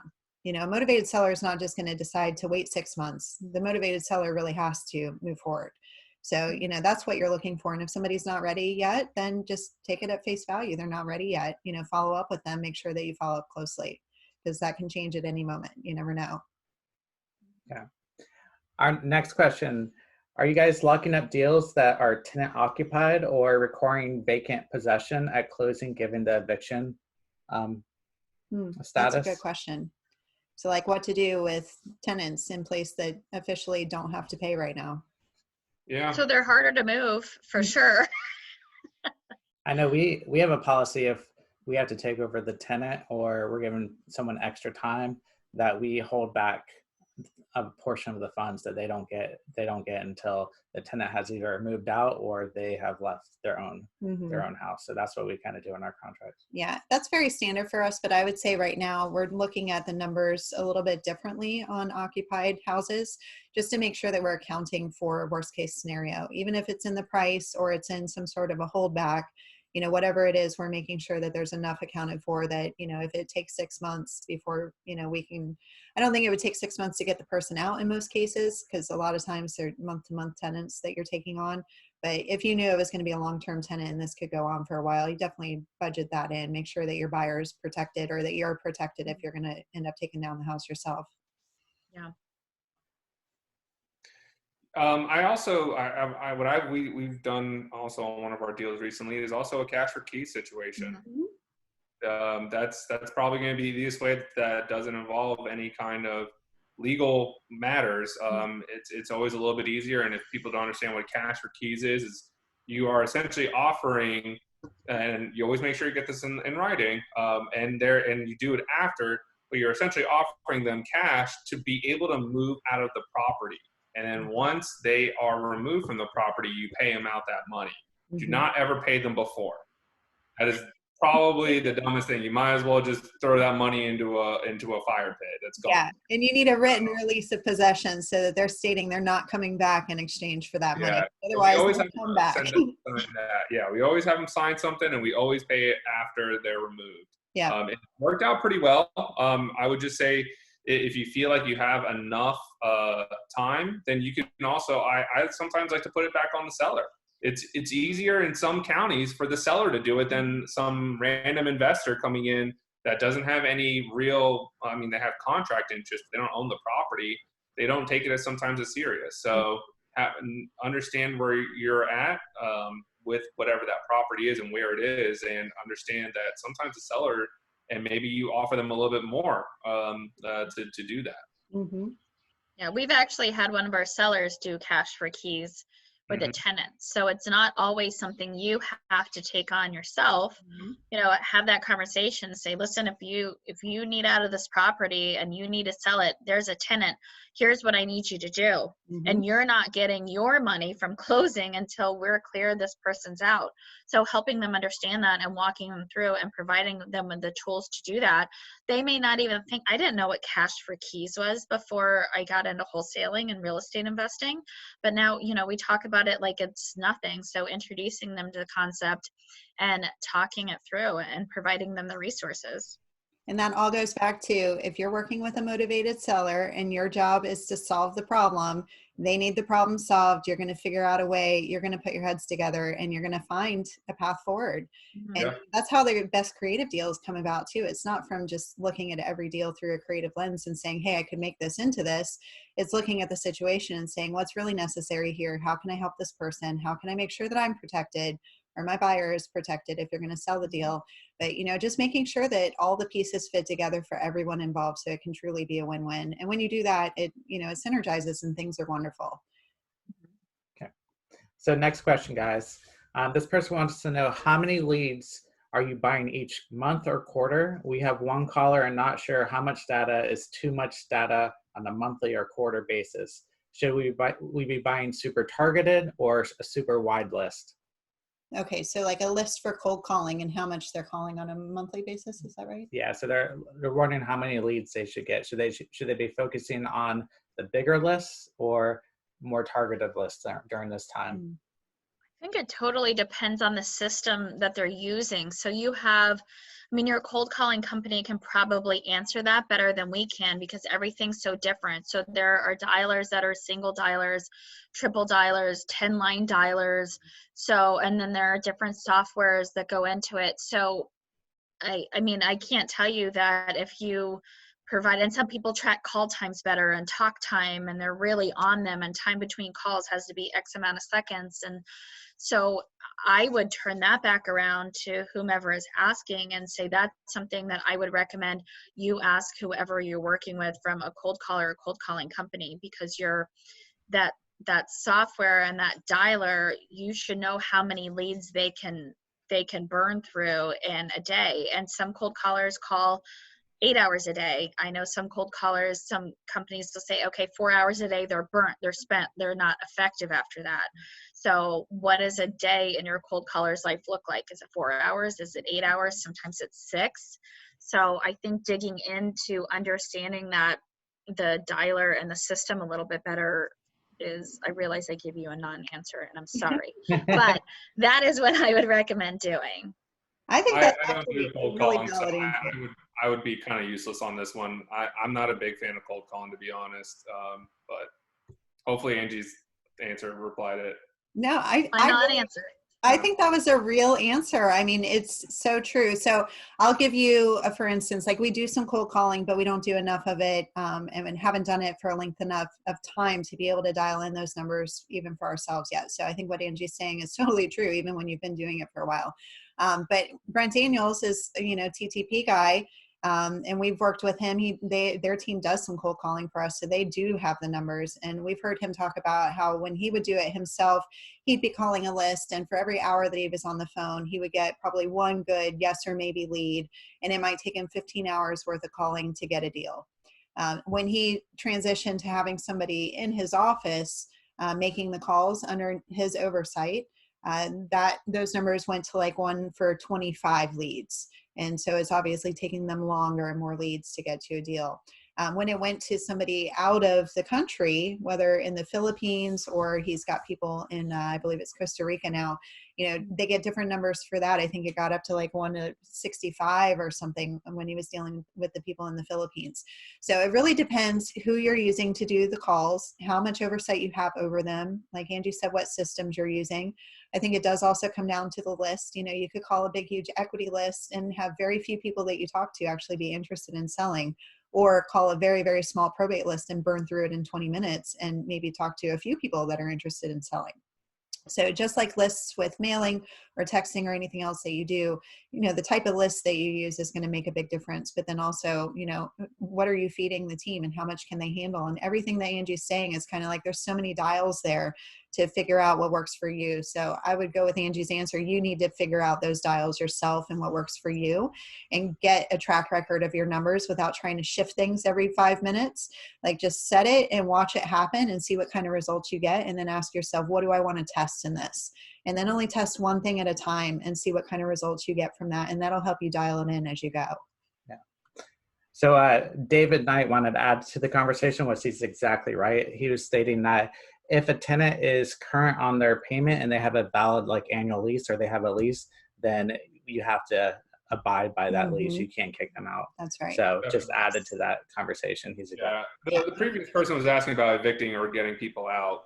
But yeah, if somebody has a lease, I mean, you're not getting them out unless you're willing to pay a lot more on that cash for key part. Yeah. And I'll give you an example of somebody. So we've got a house that we were selling on lease option. The person decided that he was going to not pay. And we were already having issues. This first one that we've had issues. Luckily, the issues are not bad. We're just, unfortunately, it's not going to work out with this person. But he was like, well, the government says, and don't harass me for the rent, even though he said, I'm going to give you rent on Friday. And then on Monday, I was like, hey, just checking in on the rent. And I got told I was harassing him. So he's like, I talked to an attorney. So, you're going to have people that are like, luckily that's the only one that's really doing that with us. Everybody else is paying on time and is very friendly and everything's good. But so we were looking at, okay, what are our options? When can we get him out? Because now we have a property that we need to disposition in another way, right? And we're working with friends from our church, right? So it's a personal deal for us more so than a deal that's just, a deal in our business. And so we were talking to attorneys and to other property management people to find out, what are our options.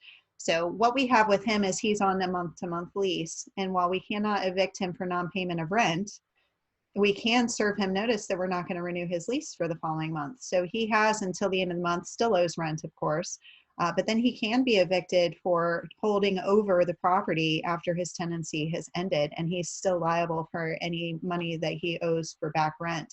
So he can be evicted. The only question mark is the courthouse going to be open? Because Volusia County, where we're at, shut down all evictions because they closed the county courthouse. So if and when they open back up and feel like they want to serve writs of possession, then they can actually evict this guy. So we're waiting on that. But there are still things that you can do, just not for the non-payment of rent, assuming they're not breaking their lease in some other way or holding over the property. So this question's for Dave. Are you strictly just doing direct mail? No, definitely not just strictly doing direct mail. Direct mail, we probably do, I would say, we do it definitely for probates. And every once in a while we'll do it when we do our list stacking ones. But realistically, kind of as Angie has put, it's kind of become one of our more expensive marketings. That when I looked at all of our stuff in the beginning of Q2, that one only had the 5X return. And I know that probably sounds like a lot, but you were also putting in tens of thousands of dollars into this. So that one actually probably had some of our lower stuff. So we only target it every once in a while. We're still very heavy on our dime for dollars stuff. And we're still very heavy with it when it comes to texting campaigns as well. Very good. All right, so the next question is for everyone. Who in here is doing Facebook ads? I think we kind of covered that. Angie just is exploring it right now, right? Yeah, I'm exploring it. So far, so good. I don't have a ton of data. I have for like 2 weeks, so I basically have nothing. But so far, so good. Okay. Yeah, and I think it's something you really have to get knowledgeable about it and learn from someone that knows what they're doing. Otherwise, it could just be something that you're just dumping money into. A lot of money, real quick. Yeah, I played around with a program trying to learn it on my own, and I dumped some money into it, and I shut it off because I was like, I really don't have the time to learn this. And, I have the ability, the desire, but, if you don't have the time to mess with it and really be on top of it, it's very easy to waste a lot of money on it. Same with PPC. PPC is something you probably need to have a professional do for you if you want to do that. And Facebook ads are much cheaper, and you can certainly learn to do that just like you can with PPC. But I would think Facebook is a little bit lower hanging fruit for the average person wanting to start putting some ads out like that. So I've played around with it. I understand the concepts of it, but we're working with some joint venture partners that are actually doing that for us. So we've got a couple different directions that we've got that going on. Yeah, good.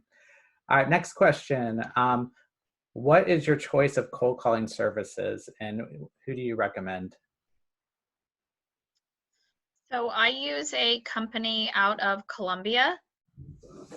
And this is going to sound crazy. I don't know their company name, but I actually learned about them. I know it's crazy, right? But listen, just wait. I learned about them through one of my colleagues in a mentorship mastermind I was in, and he actually had built it out. So very similarly to what I was talking about before, he built it out. He was going to scale and had these big dreams to be really big. And then he started working and he's like, wait, I'm a workhorse. I don't want to do this. So he had built out this calling center. And so he still, wants them to obviously have the business. So I have no idea what their name is. I would be happy to give you the manager's email, but I don't have it handy. So I don't know, Marlena, how you want to handle this. You guys are welcome to either go through Marlena, or if you guys want to, provide my contact info, I'd be happy to give out that information. I have it because you sent it to me the other day. Is it all right to just You're right. Yeah, go ahead. Okay. Chuck. Yeah. At Stimpy, STIMPY 1515 @gmail.com. So Stimpy 1515 @gmail.com, and that's Chuck. And I would say if you guys reach out to him, I don't know who asked that, if you just let him know that Angie Aki referred you, that way he'll kind of know what he provides me in the reports, and that will help him understand your business if you're wholesaling a lot faster as well. And I just learned something. I've been saying your name wrong all these years. Well, I guess How do you say it? I've been saying Aki, but it's a key. Um, So, okay. it's a key like here in Spanish. Gotcha. I learned Now you will never forget it. Yeah, thank you. I never noticed all this time. It's okay. I still feel the love. Call you Angie, so okay. All I right, do you w- have others? Yeah, I would suggest too, if you're gonna do cold calling, I would suggest at least try it yourself. Mm-hmm. Just it's not as hard as what people think. It's not as scary either. I mean, you usually get about 10 to 15 leads per hour. Just waiting if you're using something like Mojo Dials, something like that. And most of the time those conversations you get maybe one or two really good, like maybe or decent leads in that hour. So just try it out. It's not that scary. Mm-hmm. And I will say, I see a lot of newer investors that are willing to throw a lot of money at systems and people and hire and just want like a business in a box, which it's not that you can't have the potential of doing that with this, but if you haven't had your feet on the ground talking to the sellers first and looking at houses, it can be quite the challenge to understand how to actually train other people. Even with the best sales training courses that you could give to your people, if you don't know what they're doing because you've never done it yourself and you don't have that proof of concept for yourself, it's going to be a huge challenge. So we highly recommend that everybody actually at least close a few deals on your own before you try and hire other people to do it for you. Yeah. I think it would be actually I think it'd be a disaster if you're hiring people and you don't even know how to critique them. Mm-hmm. No. Yeah, it's true. How can you tell them how to close something if you don't know how to close it? Yeah. I mean, I think that sounds like a paradigm if I ever heard of one. Mm-hmm. Yeah. I think I never say never type of thing. So I could foresee maybe somebody who's got a really strong sales background and something that would lend itself naturally to this. But if that's not you, and that's probably not going to be 99% of people, then definitely make sure you learn this on your own before you start trying to teach other people. You really can't teach somebody without learning it yourself, to be honest. You don't know. Yeah. So David Knight wants to know, what do you recommend, Mojo or Redx Great Dialer? And I know, David, you use Smart Dialer. So do you use the I guess the dialer system where you can call multiple people with that yet, or are you just using it for single dial? Yeah, we just have it for inbound really right now. We've used call tools in the past and we've used Mojo Dialer. But once again, I'm kind of out of on cold calling right now until I think it's made its way back around for me. I've tried it myself. I've also hired the people for it, and the capital that it takes for even outsourcing is, I think I can just text or reach out to people a lot more efficiently, to be honest. Mm-hmm. I think it was a beauty and a pain that Brant Daniels got so much success from it, that now there's just so much market for it that I think it's just kind of saturated it. Yeah. We like to use these tools still for like putting our list in, that people that have called in but we haven't got them on the phone, to put them in there, and we call it Power Hour, where we just try to knock through as many calls as possible. So we'll put them in the like Mojo or Smart Dialer and see how many we can get through or how much the team can get through. So you can still utilize those leads that are still warm leads and not cold leads. So And we've been using Mojo, and as I said, we haven't really consistently. I mean, Josh has done quite a bit of cold calling on the system, and we do have somebody overseas that we use, an agency that does cold calling for us. We've also worked with Brent Daniels and his team, and I know they use Mojo. So I'm partial to the idea of just pick one software service that you hear good things about and just go with it. Just pick one and go with it is really the answer, because you could sit there all day examining 10 different ones and hear from 10, 20, 30 different people that, each one is perfect for all these reasons.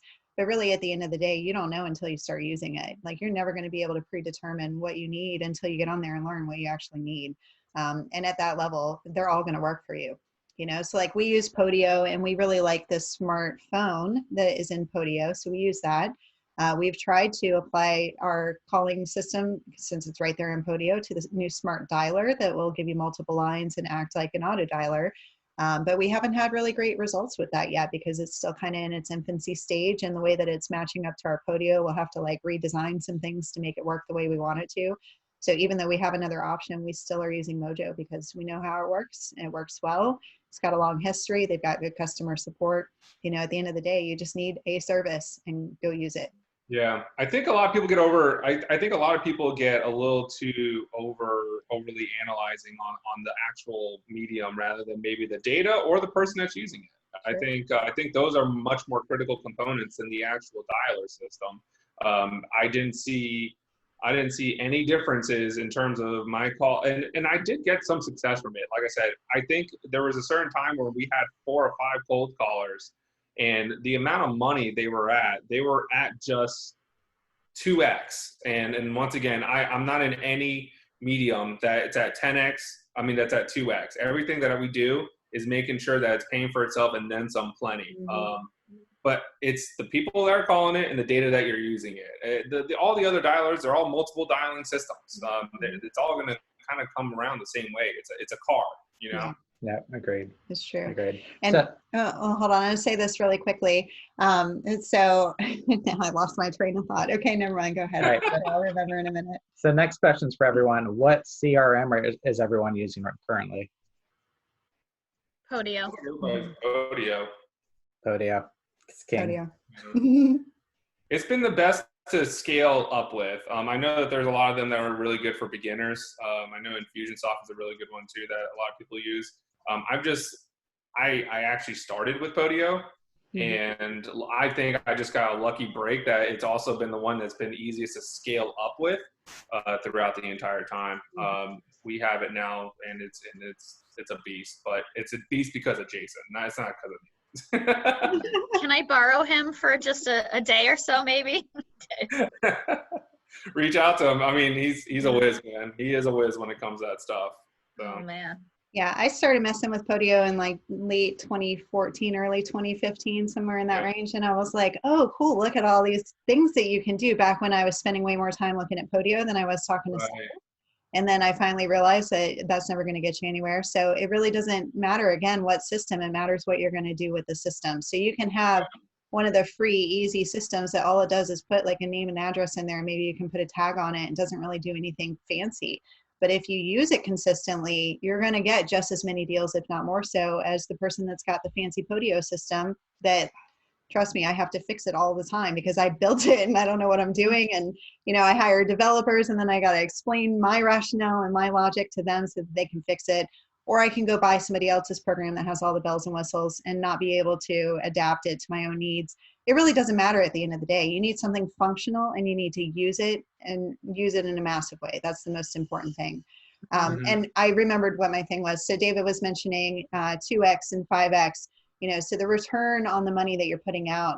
And I just want to give a frame of reference. About 3 years ago, Josh and I were getting a 20X average return on our direct mail dollars. So the fact that we too are getting around 5X now, you can see the difference in just a few years with the amount of competition that's out there. So not that, you know, direct mail doesn't work still, or that any of these methods work, but you got to always be looking at what are you returning from the different marketing methods that you're using as far as the deals and where you're getting them from. Yeah, definitely. I would say what I've learned the most about wholesaling so far and how we've scaled it up is look at the data. Don't make your own emotional decisions just because you like something. We let the data talk. It's crazy to say that, but it changed everything. It literally changed everything. Literally just looking at simple data was like, well, why are we still doing this? That was the exact thought we had with cold calling. I'm sure Angie had that same thought with the PPC campaigns. Why are you doing this? The data is not supplying at this time that this is the right avenue for you. So unless you have a certain amount of money and patience to do something, you have to understand where you're at in your business. I think that's really the biggest thing, is that if you're a new person, do not go for PPC. You're not going to see it for a while. If you're at a certain time frame, or maybe you have that skill set, then go ahead, go at it. But I think everybody needs to understand that your data is going to tell you what your business needs, rather than you always just having a preconceived notion that you can double down. You know what? We got a 1% return on these direct mails. You know what? Double it. Triple it. We're gonna get 3%. I can tell you. And then hey, I'd take 1%. I was at 0.5%. Exactly. I was at 0.5. I was like, this is madness. madness. We are done. You guys, thanks for backing out of direct mail because our response rate's been going up with it. So, my data says, hey, COVID hit and everybody's social distancing. And I'm like, that's okay. I'm sending out marketing. And people are like, what are you doing? I'm calling my marketing company right now and telling them to send out more direct mail. So that's what happens when you know the numbers. It's like, okay, COVID and everybody needs to pinch their pennies right now. And I'm dropping $7,000, $8,000 for the next few weeks of mailing. So, that's very powerful to know what decisions to make because you see the data and you can count on it. Yeah. And I really don't think that there's one right answer, right? I mean, you have 3 different companies on this panel and we're all doing things very differently. We're all sharing ideas. So it's whatever works in your market, whatever works within your budget, right? So whatever your team looks like, whatever your budget and for the love of God, please have a budget, right? So have a budget and stick to it. So, and that's really important. So don't just keep because it's a slippery slope. So make sure you're within your budget and what you need to hit and know what you need to hit every month. Because if you're bringing in, 2 deals a month and you're marketing, and let's say you're bringing in 20 grand and you're spending, 10 grand in marketing and your overhead is this and this. And then you have at the end of the day, 5 grand net to split with you and your employees. You have nothing. Yeah. So, and going back to profit first, think about it. So if you make a $10,000 deal, you only have $3,000 if you're using their standard recommendations to actually put toward marketing. So that's not even enough to do another deal. If you're using direct mail, those numbers are pretty high. So you got to understand what your numbers are. You really have to track. I think that's a big thing that I see with a lot of newer investors, even ones that have been doing it for a while. They're not tracking what their results and their KPIs are. They're not tracking how many times do I have to talk to a person before they actually convert into a deal. How many people am I converting to a deal on the first or second call versus how many maybe am I not even following up with down the road that I could be losing as deals?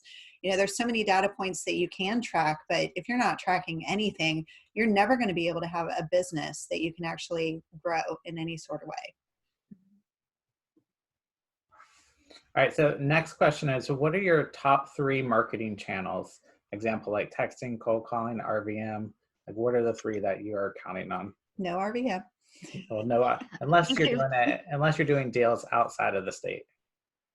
Yeah, I think even if you do it from Florida, it's illegal. So okay, did not know that. Consult an attorney on that kind of stuff, you guys. If you're going to do anything that crosses any sort of barriers like that, like direct mail is easy because you can send out postcards or letters as much as you want, and you're not crossing any lines. But you start using the phone to text or call or leave voicemails, all of a sudden there are a lot of legal concerns there. So make sure that you talk to competent legal advisors to make sure that you're doing the right thing, not just listening to the wholesaler down the street that's been, quote unquote, doing it for 20 years and knows everything, because they could actually end you in, what is it, like a 3rd-degree felony, I think, to cross some of these lines. So, definitely be careful with what you do. It's serious business for sure. But to answer the question, anything but RVM. Yeah, ours are cold calling, direct mail, and text messages right now. So, what about you guys? I'm cold calling, text messaging, and Facebook. Okay. Driving for dollars, texting, and direct mail. I guess. Yeah, we're primarily a little bit heavier in those 2, but yeah, the direct mail, like I said, it's at about a 5-10x return. Tell us more about your driving for dollars. Like, what do your numbers look like for that? It's a pretty big thing. It's something that's the easiest and the simplest, but I enjoy the most because it's a list that nobody else can have. We have virtual drivers and we have physical drivers. We are literally expanding it out even more. I mean, while the lead flow is nowhere near to the amount of any other avenue, but when we get those calls, more likely than not, I would say we're going to get a contract out to them and we're going to accept it. They also have led to my biggest margins. My top 3 biggest deals in all of wholesaling is always, my top 3 have all come from driving for dollars. Nice. So David, how many leads does it take you for driving for dollars to get to make a deal happen? Was it, so we spread it out in Deal Machine. We use Deal Machine to be able to operate everything. We spread it out every 8 weeks to send a postcard to the people. I'd say you get a pretty good sweet spot between 4 and 5 times of reaching out to them. So it's not, like I said, it's not going to sometimes be the quickest route. The need for driving for dollars is really that it's a snowball. That's it. That's the best way to put it. You need to get a lot of deals into that database to really get that sucker really rolling. But once it rolls, it can lead to, like I said, I don't expect it. It's just a cherry on top when I get those leads. When I see a driving for dollars lead come in, I'm like, oh boy, I get pretty excited. Nice. David, this is a follow-up question. Are you doing any like virtual drivers, I guess through Google or? Yeah. We have 2 virtual drivers right now. And so what they use is so everybody can understand, they use like a Google Street View to be able to lay out a certain area that we tell them to go through. And they take pictures of it through there. Well, it's all through Deal Machine. That's the best way to put it. There's a certain extension that you can pay for with Deal Machine. When COVID-19 hit, 2 of our drivers felt very reluctant to drive. And I can't enforce anything. I'm not going to tell them no. Everybody's indoors. You need to be outdoors, kind of thing. Can't do that. So we decided to go with the virtual driving route. And it's very passive because these people are on a different time zone. So I wake up to added deals. So it's pretty cool. That's awesome. And I just want to say to everybody who's not super familiar with why Driving for Dollars is such a great list, but if you're driving around in a neighborhood, they might not be on any other targeted list. They might not even be on the equity list, but they might be the perfect deal for you. And now they're on your list and may not be on anybody else's list. Mm-hmm. So it's such a niche list. It's the most targeted list that you can actually get for homes that are already showing signs of some sort of distress. And if you can look up the people and their situation behind that list, even better, which I don't recommend that you go and do all that research on every single list item that you put onto your list, because that'll waste a lot of time for you. But, if you see one that looks like it could really use some investors' help in the very near future, it might be worth digging a little bit more into that person, maybe trying to reach out to them more directly. Because, if you're right there in front of their house, Deal Machine's great because it'll skip trace for you. So you might even be able to get them on the phone right there.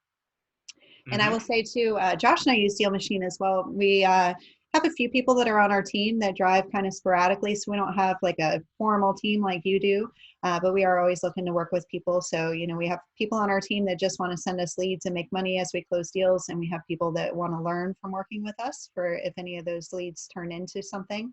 So if anybody's ever interested in talking to us about that, we're here. Of course, David does it as well. I'm sure Angie would probably be interested in collaborative things like that as well. So, again, it's always just reaching out to people if you're interested in connecting in those ways with people. There are tons of opportunities there.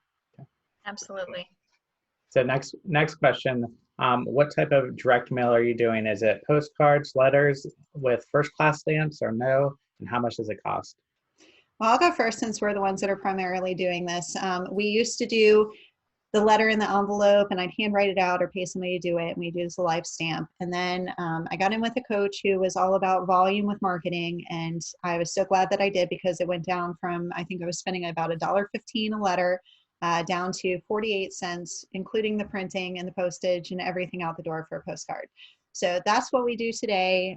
We do postcards. We do the same postcard we've always done. I just recently switched up the language on it just ever so slightly to make it sound a little bit more like me instead of, what I originally got from that teacher.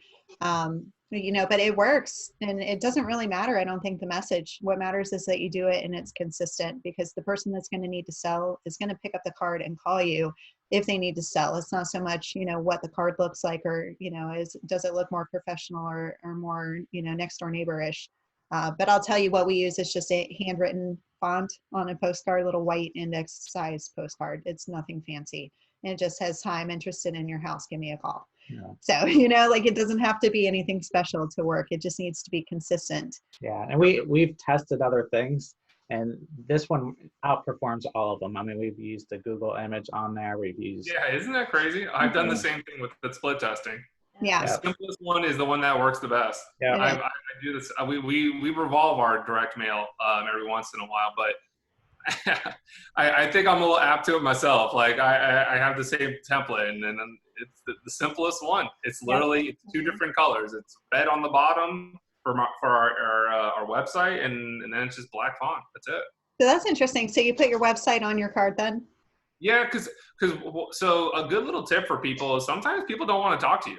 Well, I'm going to be honest. Maybe they're a little bit more apprehensive and they don't want to actually have a conversation with you. So we'll get, through our landing page, we'll get internet leads all the time. And then I used to get pretty excited. I was like, man, we're not even paying for ads and we're getting leads. This is awesome. And then I came up to the realization when we put the people in our databases that they were already in there. I was like, oh, they're just going into our landing page and submitting the information. Oh. So it's a little tip. It happens every once in a while. I'm not going to say like we're getting leads on leads on leads through our landing page through it, but I'd say it's a 1 to 2 a week. Sometimes people don't want to talk to us, and then they just want to give us all the information and then schedule a call with them. Yeah, we have put our email address on it and our website before, and we noticed that we were losing, like we would see a lot of people going to the website and we weren't doing any marketing on the website. So we knew it was from the direct mail, but it was so impossible for us to track those leads or get a phone number. And so we'd have people submit information and then never respond to us because it was through email. You know, we try and talk to them through email, but if you don't have the phone number, it can be a real challenge to get in touch with them. So we stopped putting that on there and we say, just call or text us. But I really did I used a company that we tested something out that it had a text code on it so that they could text in, and the text reply to them would give them our website, but we would have their phone number first. So it's kind of like a little step on it that, you know, at least we capture the phone number before they're going to go to the website.